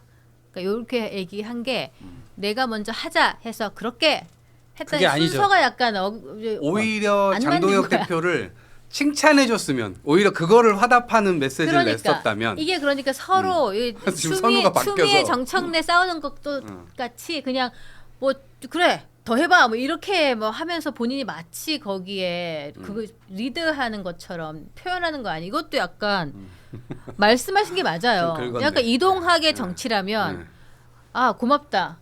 그렇게 말해줘서 당 대표로서 존경스럽다. 그렇게 같이 딱 가자. 규정을 해버렸으면 그렇게 했으면은 룸이 됐을 거야. 좁아질 텐데. 근데 그래놓고 박수현 수석 대변인이 무정쟁 화답에 고맙다는 얘기를 어제 낮에 3시쯤에 하고 그거 지나서 국힘 박성훈 수석 대변인이 선뜻 공감하기가 어렵다. 보여주기 시선언이 아니라면 책임있는 자세로 증명하라. 시간이 이게 그렇게 되었죠. 서로 메시지 내기가 바쁘고 서로 그냥 자기가 주도권을 찬탈하려는 그런 자태로밖에는 보이지가 않아서 그 에이펙 주간 저는 울산에 내려가려고 표를 보니까 없어요. 여기서 울산 가는 표가 그러니까 경주로 끼니까 그런지 와 오전 표가 내일 가려고 이거 없더라고요. 너무 놀랐는데 그 정도로 많은 인파가 몰리고 있는 것 같아요. 그래서 이게 전 국민의 관심이 집중되고 있고 그리고 세계적인 이목이 집중되고 있는 상황이니까 우리나라에서 이 국가적인 이 행사를 잘 치러내서 좋은 서기의 성과를 거둬내 주길 바랍니다. 장도영 최고, 네. 장해찬 최고 보시기에는 이 관세 협상 타결까지 이어질 걸로 보이나요? 여기 딱 온 김에. 근데 안보실 3차장이 좀 어렵다고 했잖아요. 아예 어제, 어렵다고. 네. 에이펙 계기로 타결되긴 좀 어렵다. 지금 그럼- 들어보니까 미국은 250억 달러 7년, 우리는 175억 달러 10년 정도인데 뭐 언젠가 되긴 되겠죠. 올해를 넘기진 않겠죠. 지금도 자동차 회사와 부품 회사들이 죽어나고 있고 이 관세 협상 미타결의 결과로 우리 기업들이 해외로 이탈한 횟수 엄청나다고 막 기사가 나오고 있으니까. 근데 어쨌든 타결이 돼도 협상의 첫 단추에서 이재명 대통령이 트럼프 대통령한테 찍혀서 네. 막 되게 설벌한 트윗 올라오고 있잖아요. 그러니까 초반에 3,500억 달러라고 너무 세게 질러버린 거예요. 그러니까 이게 타결이 돼도 국익에는 해다. 근데 타결이 안 되면 더 큰 해다. 그러니까 뭐 어쨌든 맞을 거라면 그래도 빨리 타결하고 손해를 좀 감당해야죠. 타격이 되든 안 되든 국가 차원에서는 굉장한 부담이다. 우리 이동학 최고도 그렇게 보시는 거예요?